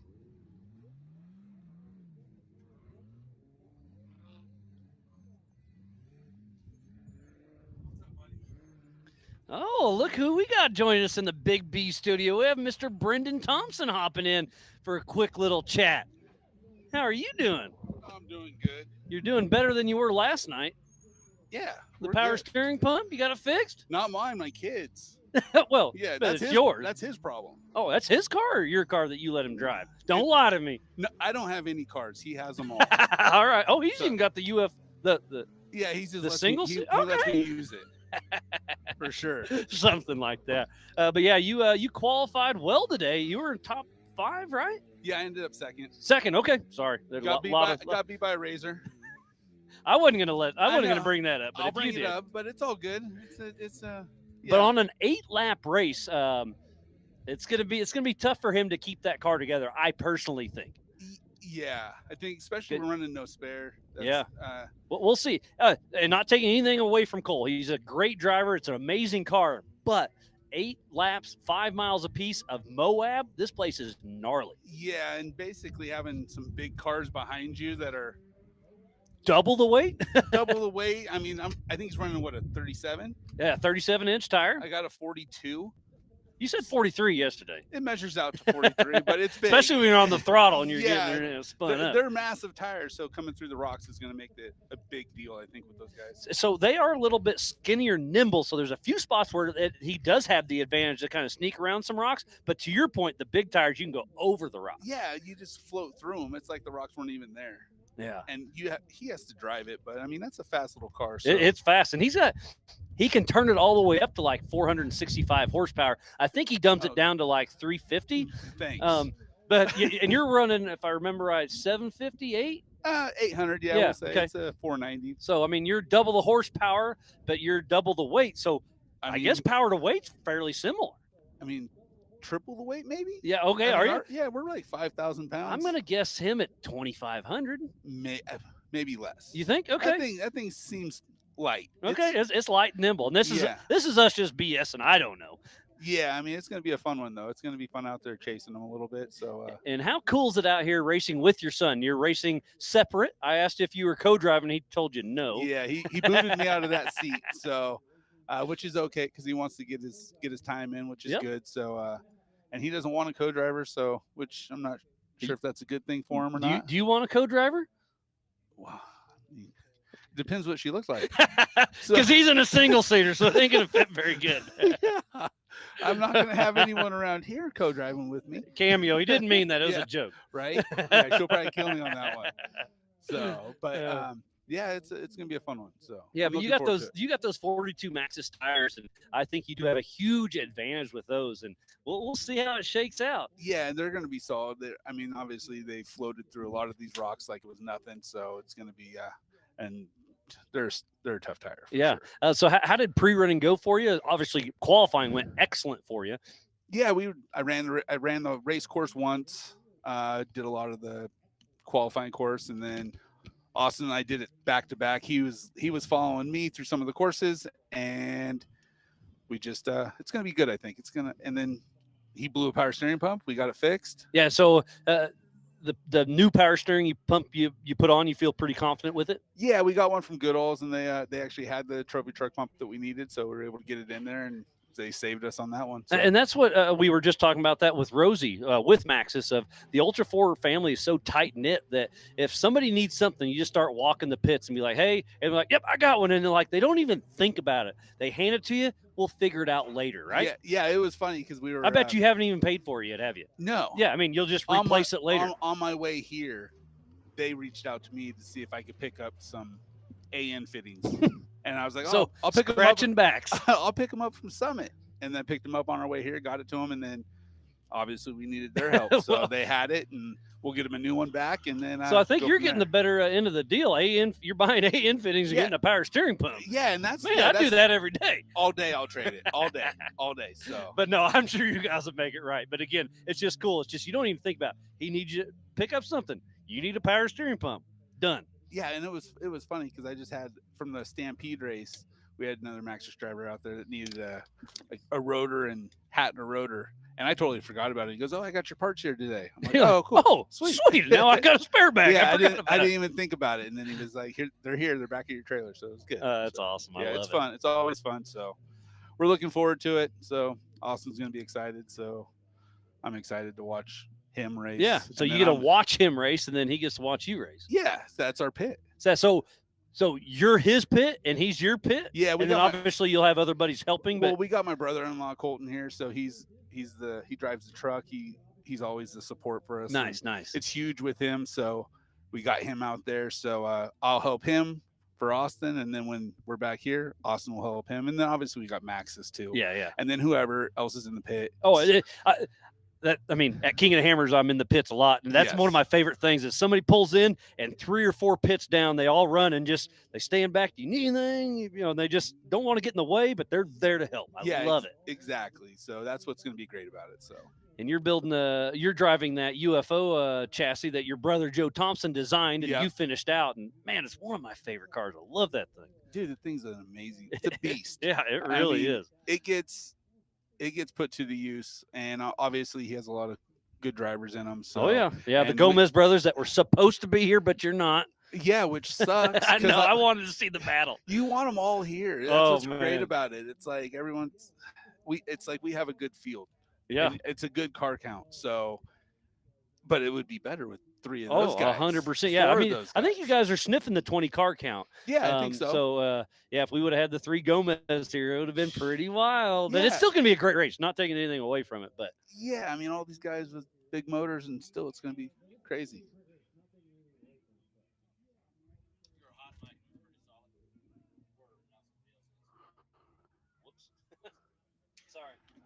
You're not supposed to be hot micing. oh, whoops! I guess I got the radio too close to the plugger inner thingy, and it tapped it. Yeah, you're new to this. Yeah. It's okay.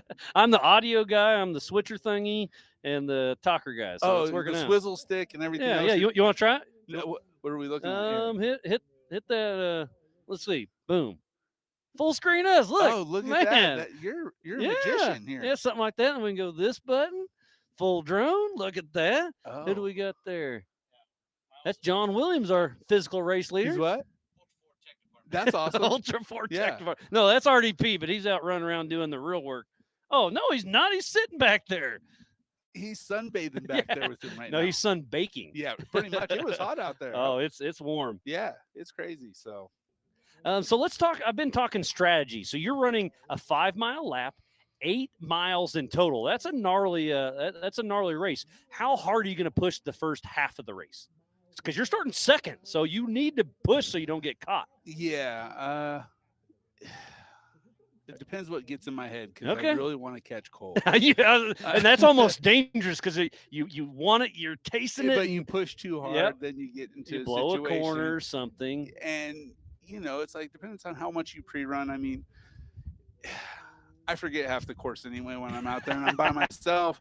I'm Hanging like, out with all your friends. Yeah, I'm debating if I should put the GPS in or not. And I'm like, do I just follow the arrows? It's pretty burned in. Yeah, and I mean, that's why I'm like, you know what? I'll just see where we get. I'm going to try to push hard, try not to push too hard, but get a good steady pace, keep the car together. And as long as I can keep the car together, I think we'll do well. Yeah, 100%. I mean, to finish first you must finish. And I know the attrition is going to be, I'm going to say 30, 40%. We already see a couple parked here. I'm sure there's a couple parked where we can't see them. I just need everything to align and keep me in the race with my steering and stuff. Yeah, 100%. Looks like checkpoint dollars rooting on Albert Contreras. Anybody got any questions for old Brendan Thompson? We'll give him a minute. Yeah, we'll see what happens. How many people you got here? Looks like we got 163 right now. That's so that ain't pretty bad. good. That ain't That's bad. good. And today's Friday. Some people actually have to work.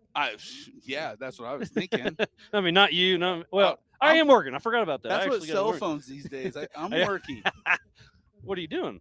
Whatever I can get my orders. Yeah, fenders, there man. you go. Yeah, so you're building a fender right now. People put their orders in, so I'm good with it. I'm messing with you. But yeah, speaking about fenders, Yeah, you Elite were Metal Designs. Just go to it. yeah, no, for real. I mean, so if you recognize Brendan, he used to work with Paul Jr. Designs, and you were on the I still do. Discovery. You Yeah, still I work still with do. him. Yeah, Okay. I mean, especially if there's TV and stuff, I go back there and do stuff with them. But It slowed down there for a while. That was you were hot and heavy with it. well, yeah, it was like You were every flying 2 there, weeks, yeah. every 2 weeks back and forth, and we just filmed the show. I built the bike. We did the bikes together. Did a lot of cool stuff, and there's talks of it coming back. So All it's right. like Paul and I are always talking. It's like How often do you talk to him? Once a week ish, or once too a- much?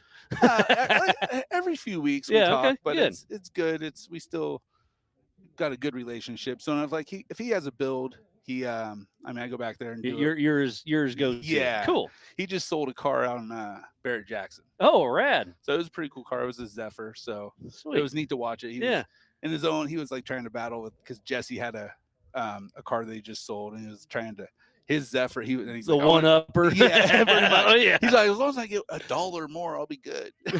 But we'll see what happens. But yeah, so back in the day, I mean, obviously we're both gearheads, and I remember watching that show and watching you and Paul, and there was a lot of fun drama behind the scenes. And then when I bumped into Joe and Thompson, and all of a sudden put the puzzle together, I'm like, "You're that guy, all yeah, right." I'm that guy. I'm the gas tank guy. Yeah, exactly. And it was like, it's funny because it's like everyone's like, how do I know you? Yeah, I mean, 'cause I'll I was bet, on yeah. there. I was on there every Monday night, and I was like doing commercials and stuff like that with like for Nationwide. And they'd ask me like, how do I know to go places? And I'd be like, oh, we play basketball. We went to school together. And they're like, huh? I'm like, where'd you go? And I'd ask them the questions, and they'd, I went here. I was like, yeah, first period we played basketball. And they're like, really? Just pulling a complete out. I'm like, yeah. And then they're like, no way. And then they start thinking about it, and I'm like, oh, I was just kidding. I'm just joking. I'm from this place, and they're like, you're an ass. I like it when you're messing with them. Yeah. Yeah. Well, yeah. You gotta enjoy it. So yeah. And I mean, on a small scale, King of the Hammers, I've been around for a long time. So at that world, in a small circle, people know me pretty well, and it's kind of crazy. But to go all over the world, you've been seen a lot. That it's pretty wild. Yeah, and like you can tell when the show's playing, because right now it's just on Discovery on the Go or something like that. So it's like when they play the reruns, I can tell because like people are like, hey. I just watched you. Yeah. I'm You're like, oh shit, they no. must be rerunning again. Yeah, I was like, it's crazy, but when it's going, it was always fun. We did a lot of cool stuff, had a lot of cool projects out there, with like the World Trade Center projects and stuff we have on display. Oh, I remember that one. They're real cool. Like to be able to go places and kids 8th grade trips and go to like the Statue of Liberty, see a bike that's rad. Yeah, it's still on display. It'll be 100%. It'll be there for. I'd say a long time. Yeah, and like the 9/11 memorial bike, that's in their museum, so it'll never leave. Yeah, okay. So you literally helped build history. And I was like up in the Freedom Towers before they were actually built. It was super cool, like going up this little wireframe up the whole like the side of the building in New York City, and it was sketchy. I'll bet like it's cool, but and then when you're looking down and you're like, you're way up here. And I'm not secured in this thing. This ain't good. But you're used to doing sketchy stuff. Yeah, but it was before I did any of this. I mean, we would rock crawl, but we weren't. Yeah. I wasn't doing this. But yeah, it was fun. It's gonna be a great weekend. We started off with qualifying at noon, then we did the Youth 170s, and that was a lot of fun to watch. Yeah, it was cool. And now we are on the third and final lap for the 4600 Spider Track stock class. How's Albert doing? Albert is stopped on course right behind John Williams. So I'm not sure how long ago was that. Albert Contreras at 13. Sorry. So fairly accurate update at race mile 2 at 0 miles an hour. John Williams is just ahead of him by about a quarter mile at 4 miles an hour. So I don't know if he's at a super technical spot where he's just moving a half mile an hour, showing him stopped, or if he's having issues. Well, we want Albert to go. Yeah. I love Albert. Everybody loves Albert. He was the 2018 Sportsman of the Year, and he's been racing with us since I'm going to guess 2013. And he brings his whole family out. He's always got smiles.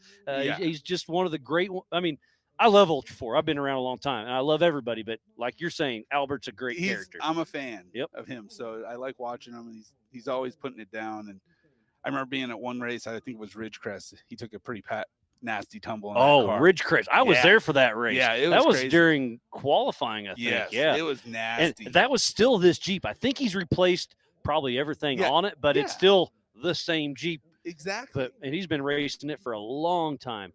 So we just saw our physical race leader on the Believe Cam drone on that top right. TJ's been doing a great job, and we'll see if he can fly back and see Albert. I can't tell. Let's go full screen. So who's leading the race? John Williams on physically and on adjusted time. What so tires it's is he running? Who did we just say? John Williams. He's on BFGs. Oh. So I'm sorry. I'm just being honest.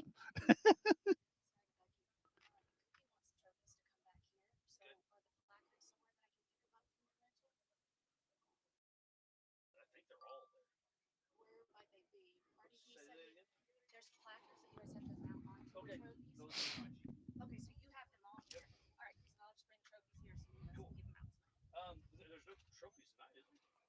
He said he wants to give the kids race and whatever other race. Do you mind getting my Jeep and on the rear floorboard somewhere? There's a black bag. And it's got all those placards. Okay, I'll just put it in the merch trailer. Thank you. Thank you. Where's your Jeep?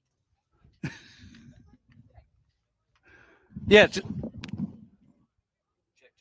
Yeah, it's just that black one right there.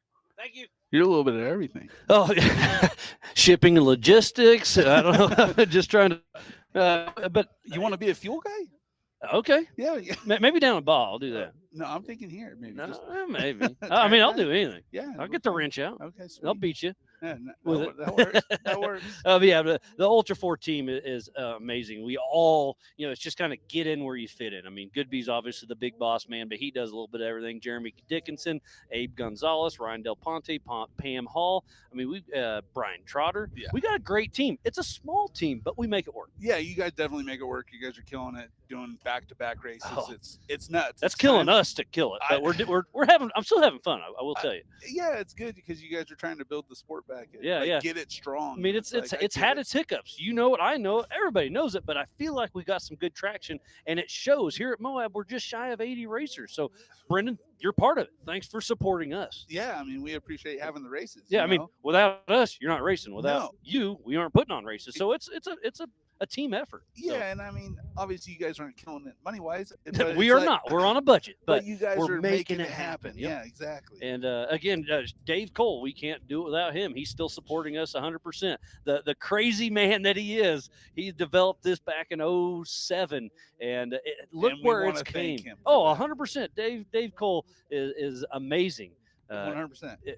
For what he brought from thought to where we are now, I would have never dreamed it. He built an entire industry. Your brother, Joe Thompson, builds Ultra 4 cars He would and have makes a never thought of it. living. Yeah, and it's all because of Dave. Yeah. So Miller, Campbell, Randy Slauson's here. I mean, all those guys. Is he racing? Amber's racing tomorrow. Oh, okay. But he's 40 just here hanging out. Of course. Yeah. I was like, where you been? He's like, I was out riding dirt bikes with my brother, and this was kind of on the way home. I mean, that makes sense. So Yep. we look forward to the races, though. Oh, yeah. It's this whole season.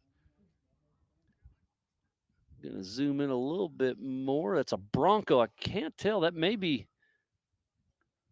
Well, I missed it. I wasn't paying attention enough. But look at the cliffs here. You have to know where you're at. Yeah. There's some cliffs here that if you aren't paying attention, you're gonna be there a while.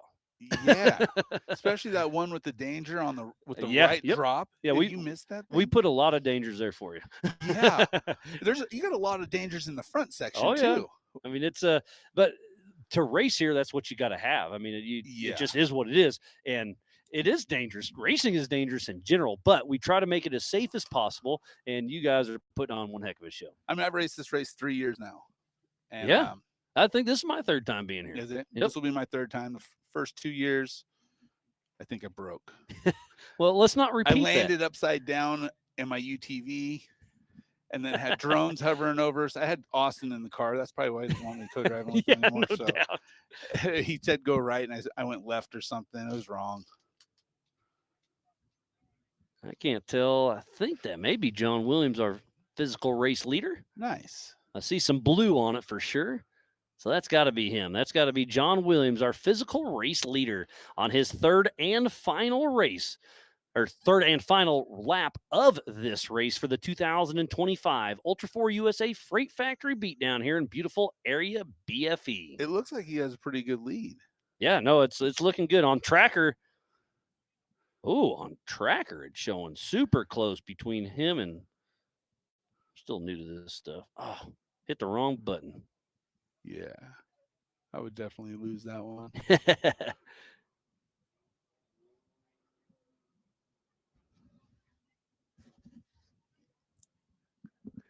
Well, anyways, he's up front. He's looking good. Yeah, you can never say you have it in the bag, though. No, 100%. But everybody in the green, there's the top three are all within about a quarter mile. So it's going to be interesting. They came through within a few minutes. So they were remember, tight. yeah, this race is on adjusted time. They took off in 1 minute increments, and I took a picture so I'd remember.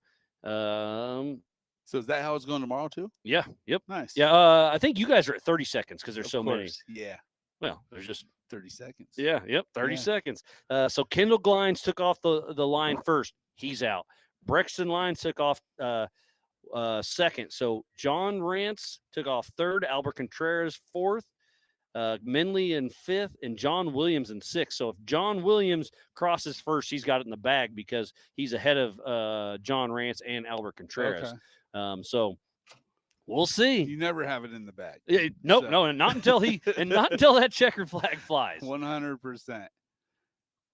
I found that one out. At More than Nationals. once, At right? Nationals. Yeah.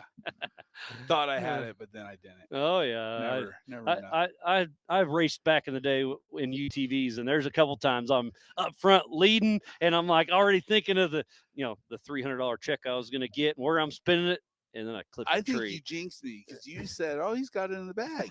It might have been my fault. Yeah, 3 miles out, I broke. All right, Upside sorry, down. buddy. Yeah, Hey, I thanks. think you're gonna Don't just you're gonna say- break early. No, You're gonna- just say you just say, "Oh, he's doing good." Okay, all right. I don't want to hear. All right, Brennan's doing just okay. He's doing Mediocre just okay. at best. All right. Mediocre. Yeah, that's where I want to be.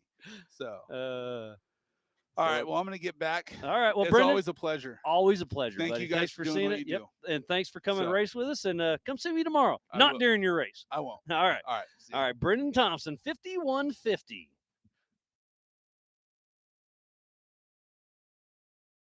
So I'm going to zoom back in here, get on racing track, see where we are at. And it is John Williams out front. When was his ping? 22, so accurate ping for him.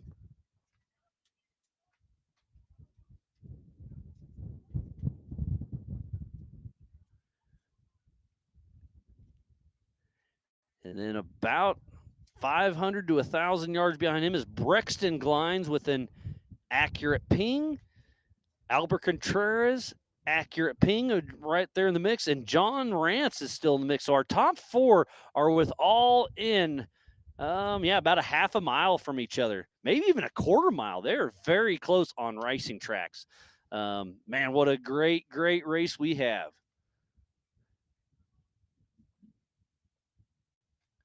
We got a few Albert Contreras fans out there. Checkpoint Dolly and Vera Linker, thank you for tuning in. Looks like Derek Ausler's out there checking it out.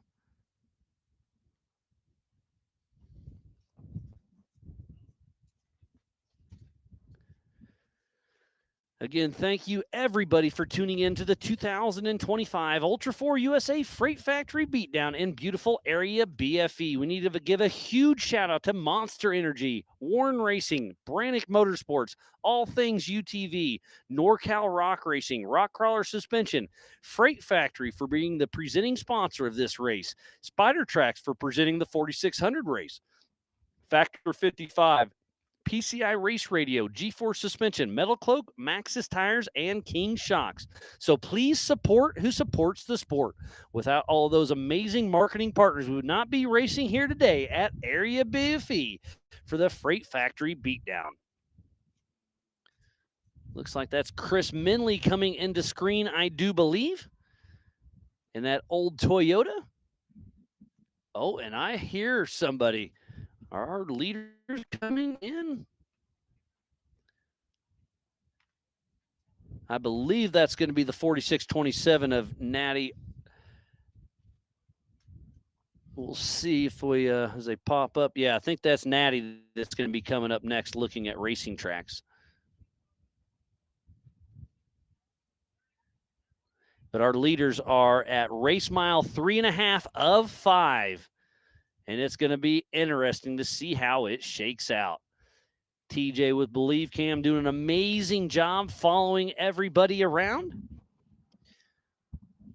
We've worked with Believe Cam for a long time. Oh, and it is Natty that's coming around. That's Natty Ardelin. I believe he is on his first lap, so he'll be clicking off lap number 2, heading out for his third lap. But this is a Grand Prix finish, so he has to go across the line before John Williams come in here, because once the checkered flag flies for our leaders, nobody else will be going out.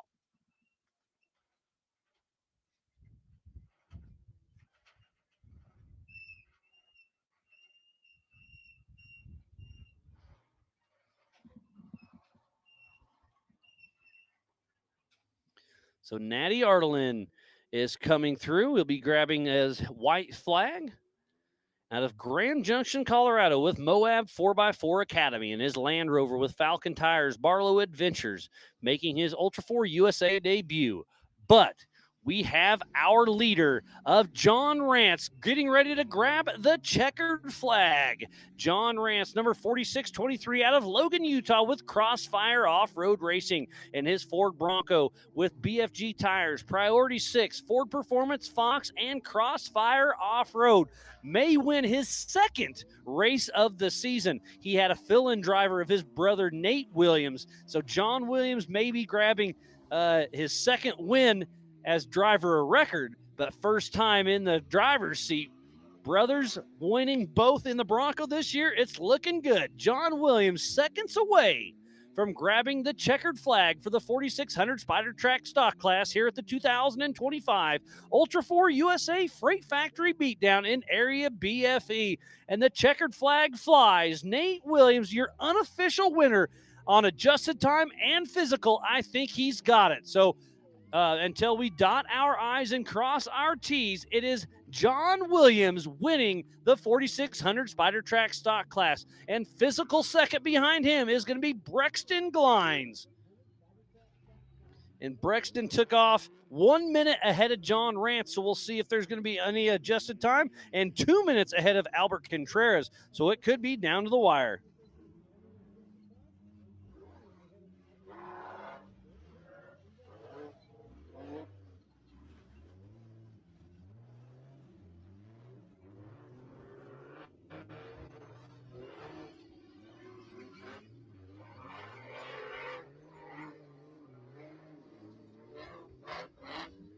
All right, Brexton Glines, physical second. Looks like he's getting ready to grab the checkered flag. So Brexton Glines and his brother Caden Glines out of American Fork, Utah with Glines Motorsports grabs the checkered flag, unofficial second position in his Jeep JL with Tip Top Auto Trans, Maxxis Tires, Dynatrack, Nacho Lights, Nemesis, Craig Swap, and Associates. Great, great run by Brexton Glines. And here comes Albert Contreras. So on adjusted time, he's got 2 minutes. It's going to be down to the wire. I think Albert Contreras is going to bump Brexton Glines from second to third. Again, this is me being unofficial, but I'm thinking Albert Contreras is going to edge him out by just a few seconds. He's got to make the Freight Factory 180 clean. Oh, and he may be in high gear and stalling in first or something. Come on, Albert. You only got a few seconds to spare. And the crowd is hooting and hollering for Albert Contreras. It's going to be down to the wire. Does he have what it takes? And it's just barely crawling. Is it going to move? No. He was on the ledge, has to back up again. So he's going to give it the old Moab bump, I hope. Come on, Albert. We're rooting for you, buddy. Not that we're rooting against Brexton Glines, but we love a race to the finish. Time is ticking away. There you go. So he must have been in high, and he switched her over to low. So Albert Contreras, I don't know. It's going to be within seconds because Brexton Glines took off 2 minutes ahead, and I wish I would have started a stopwatch, but it doesn't matter what my watch says. It's what live timing has. One more turn to go, and look at this. John Rance is here. He started ahead of, so yeah, John Rance will probably be fourth place. Albert Contreras has to finish the race, and he does. He clicks it. How far off? He does. By 18 seconds, Albert Contreras edges out Brexton Glines by 18 seconds. What a great run for John Williams 1, Albert Contreras 2, and unofficial third is Brexton Glines. But here comes John Rance. That'll physically finish fourth, and I assume it'll stick on adjusted time as well. But again, remember, everything is unofficial at this moment.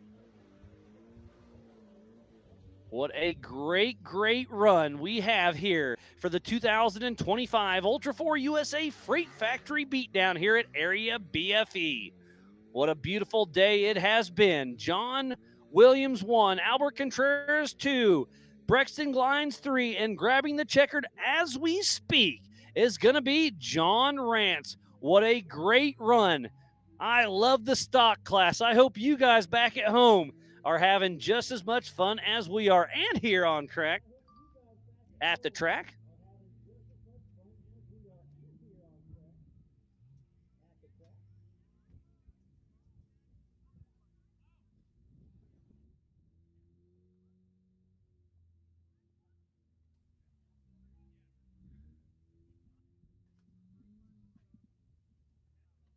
Thank you, everybody, for tuning in. We are not going away yet. We still have a few competitors out on their last lap.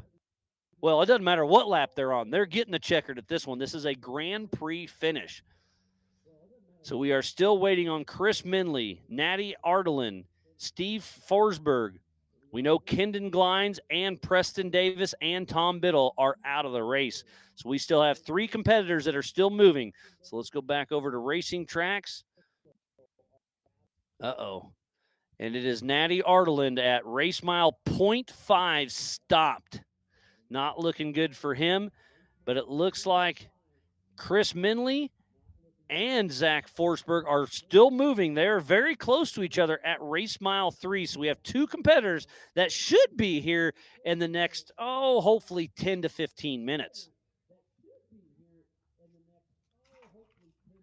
So we'll run over tomorrow's schedule at 9 a.m. Mountain Pacific time is the UTV race. And then at 12:30, it is the 4,500 and the 4,800 Brannick Motorsports Legends class. And then at 3 p.m., the 4,400 Big Dogs take off for 8 laps. It's going to be wild.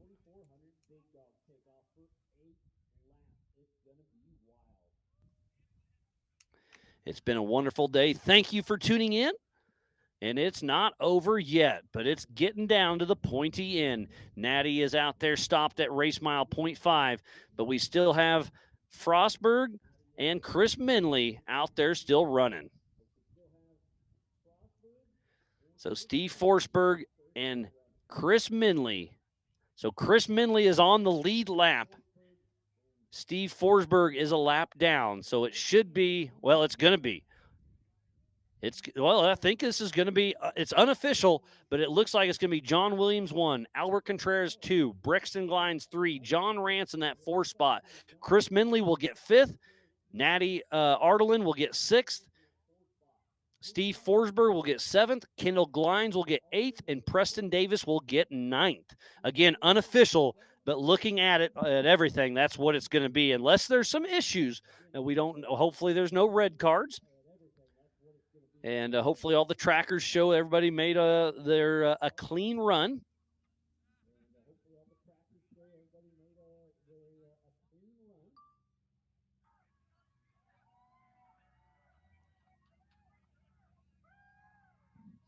And I hear the crowd rooting on Albert Contreras, definitely a fan favorite.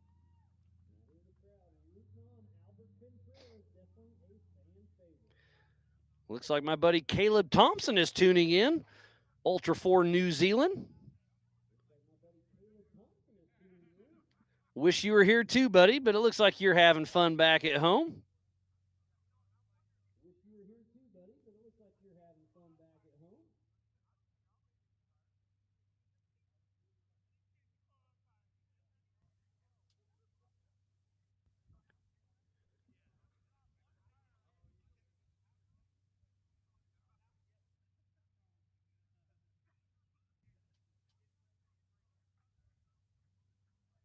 Trying to get caught up on my phone a little bit. A lot of people blow me up, which I thoroughly appreciate. And it looks like, let me see right there. Looks like Team Adrac is looking for a 102 millimeter DBW throttle body in the pits for Chris Hicks. So if anybody has a 102 millimeter throttle body, run down there and hit up Chris Hicks. If you hear me on the YouTubes, if you hear me in the crowd, Chris Hicks is looking for a throttle body. If anybody is out there, please give them a hand.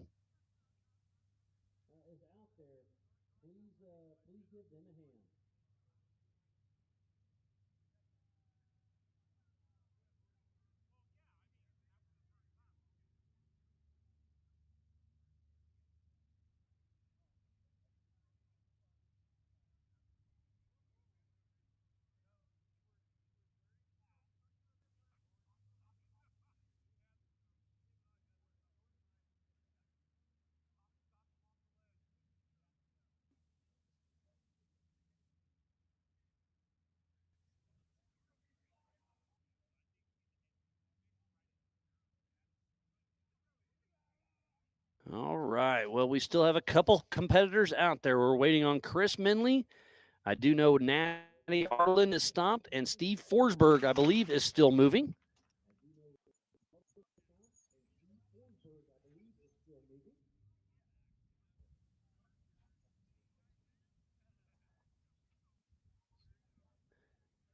Oh, and it looks like Natty Arlen, when was this update? 37. So accurate update is back and moving at 8 miles an hour.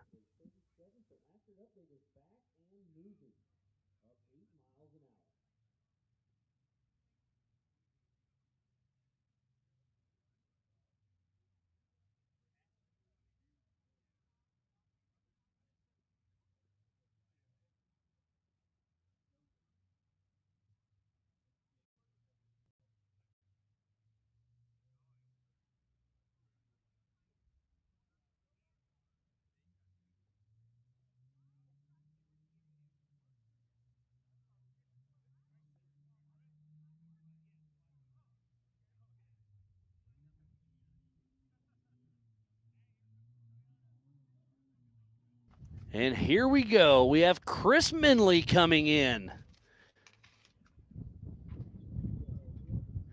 Again, he will be our physical 5th finisher, and he is on the lead lap. So that means we'll have 2 more yet to go. So Chris Minley, number 4663, out of Paradise, California, with Eric Jensen riding shotgun with Mean Street Racing in that old 1985 Toyota. Should get a top 5. Again, everything is unofficial until we check everything out, but it's looking good.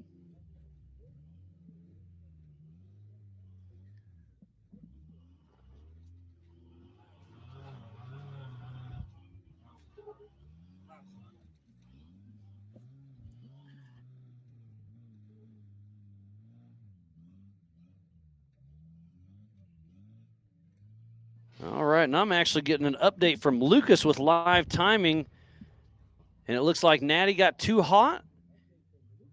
Oh, personally got too hot, not the car. He went back out to the pits, but he believes he's out of the race. Again, unofficial, but he kind of overheated, it sounds like. Hopefully he is okay. Hate to hear that for Natty.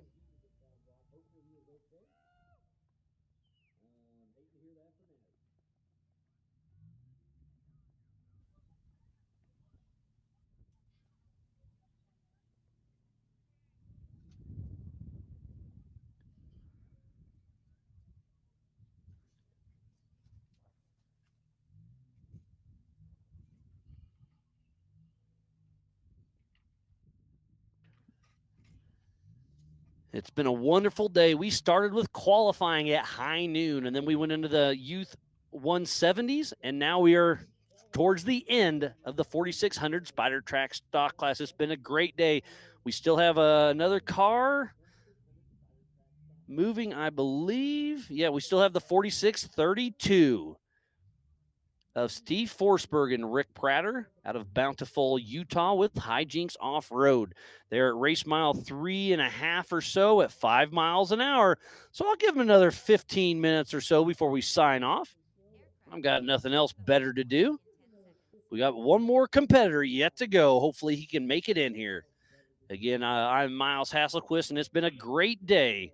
But tomorrow is even going to be better. We start off at 9 a.m. Mountain Standard Time for the UTV race. Then at 12:30, the 4,500 and the 4,800 Brannick Motorsports Legends class. And then 3 o'clock, the 4,400, the biggest and baddest names of our sport. So if you're tuned in and anywhere in the Moab area, come on out tomorrow. It's only $25 per day for adult. Kids 12 and under are free. Come on out to Area BFE. This park is absolutely amazing.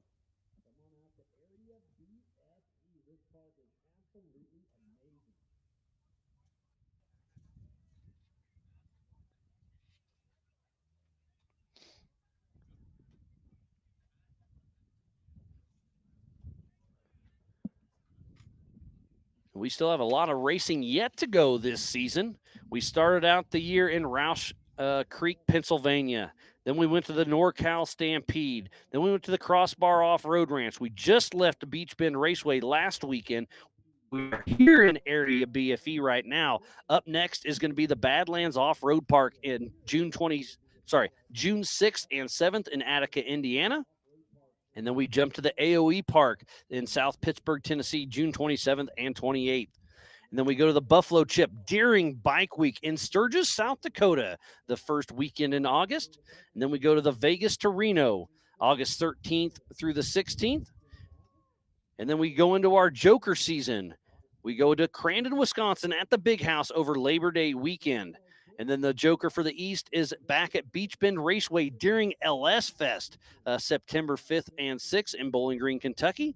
And then the Joker for the West is back at NorCal Rock Racing in Rancho Cordova, September 19th and 20th. And we end up the year for the 2025 Ultra 4 USA Nationals there at the Laughlin Desert Classic, October 16th through the 18th. So it's been a busy year so far, but we're not even halfway through it.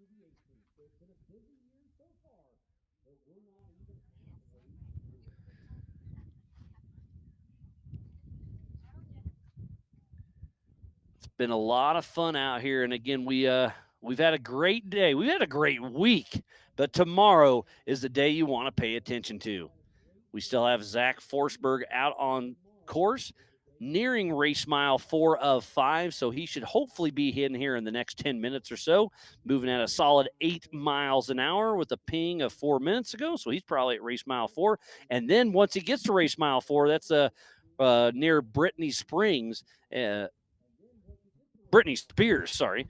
And it's, I'm not going to say it's easy, but it's easier than the rest of the course. So we should see him hopefully the next 5 to 10 minutes. And that is our last competitor out moving on course. And as soon as I say that updated, I should physically see him any moment. Surprised I don't see any dust down in the wash. Maybe he's already passed. Oh, he has passed. I see him in front of me. Sorry, you guys may have even saw that before I did. So it's Zach Forsberg, our final competitor that's going to be crossing the line. He will be in that 7th position, finishing 2 laps of 3 in his Ultra 4 USA debut. So he will get full finishing points. Everybody will get finishing points except for Tom Biddle, who did not take the green flag. Tough break for him. You do have to complete 1 full lap.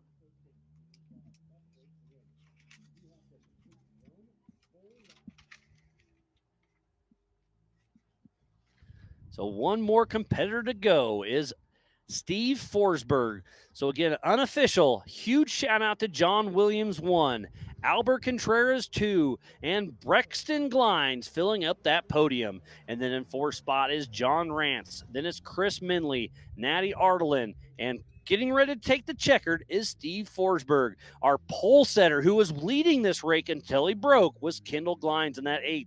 And then Preston Davis making his Ultra 4 USA debut as well in that 9th position, finishing 1 lap before the rear drive shaft left the chat.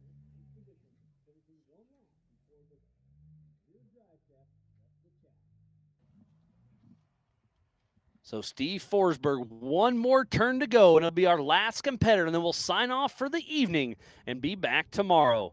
Great competitors all day long. Again, the qualifying was awesome. You can go back and rewatch it. Great, great shot there.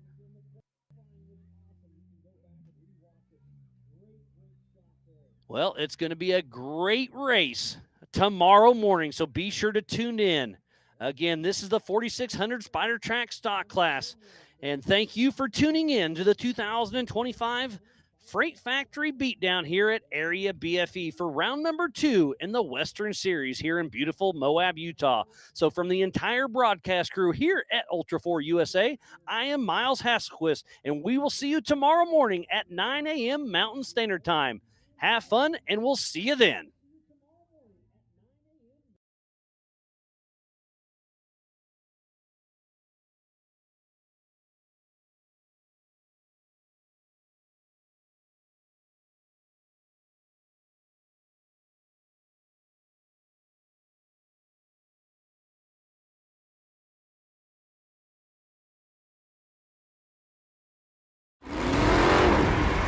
Over 25 years of off-road racing dominance. Proprietary patented race technology. Proudly made in the USA. Unparalleled customer service and support. The choice of champions. King Shocks, the leader in off-road shock technology. We don't take these lightly. They're not practiced or anything like that. We're here to try to win it. You know, we're getting bigger car counts. It's a new track. It's a cool venue, and it's a different change of scenery. That's what ultra four is. But then when the green flag drops, it's all out battle. Mad Max and Thunderdome.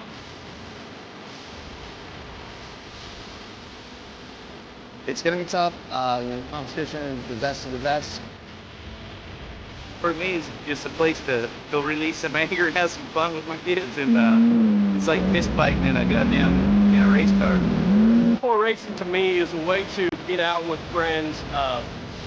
Where we spend time together, it's where you get your blood pumping. I'm excited. I have a lot of confidence on where Ultra 4 is going to be.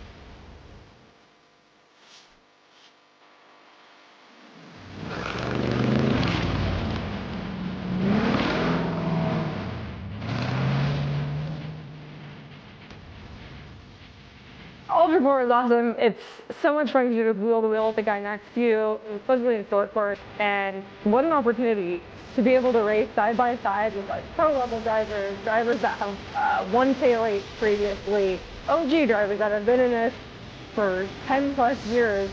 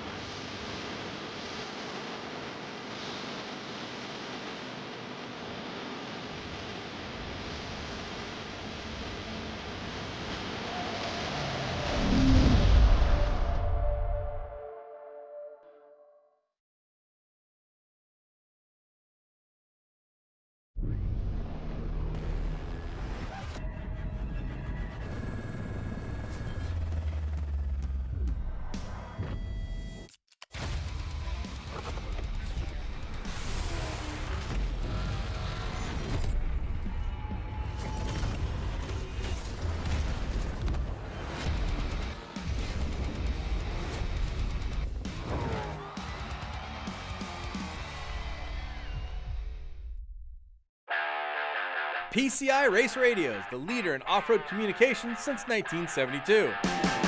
Our equipment was developed for racing in Baja, perfected for enjoying the weekend with family and friends. PCI has the highest quality communications, navigation, and safety equipment, backed by the best support in the industry. Find us at hundreds of events each year, supporting our equipment on site and providing the PCI Weatherman Relay. See you in the desert.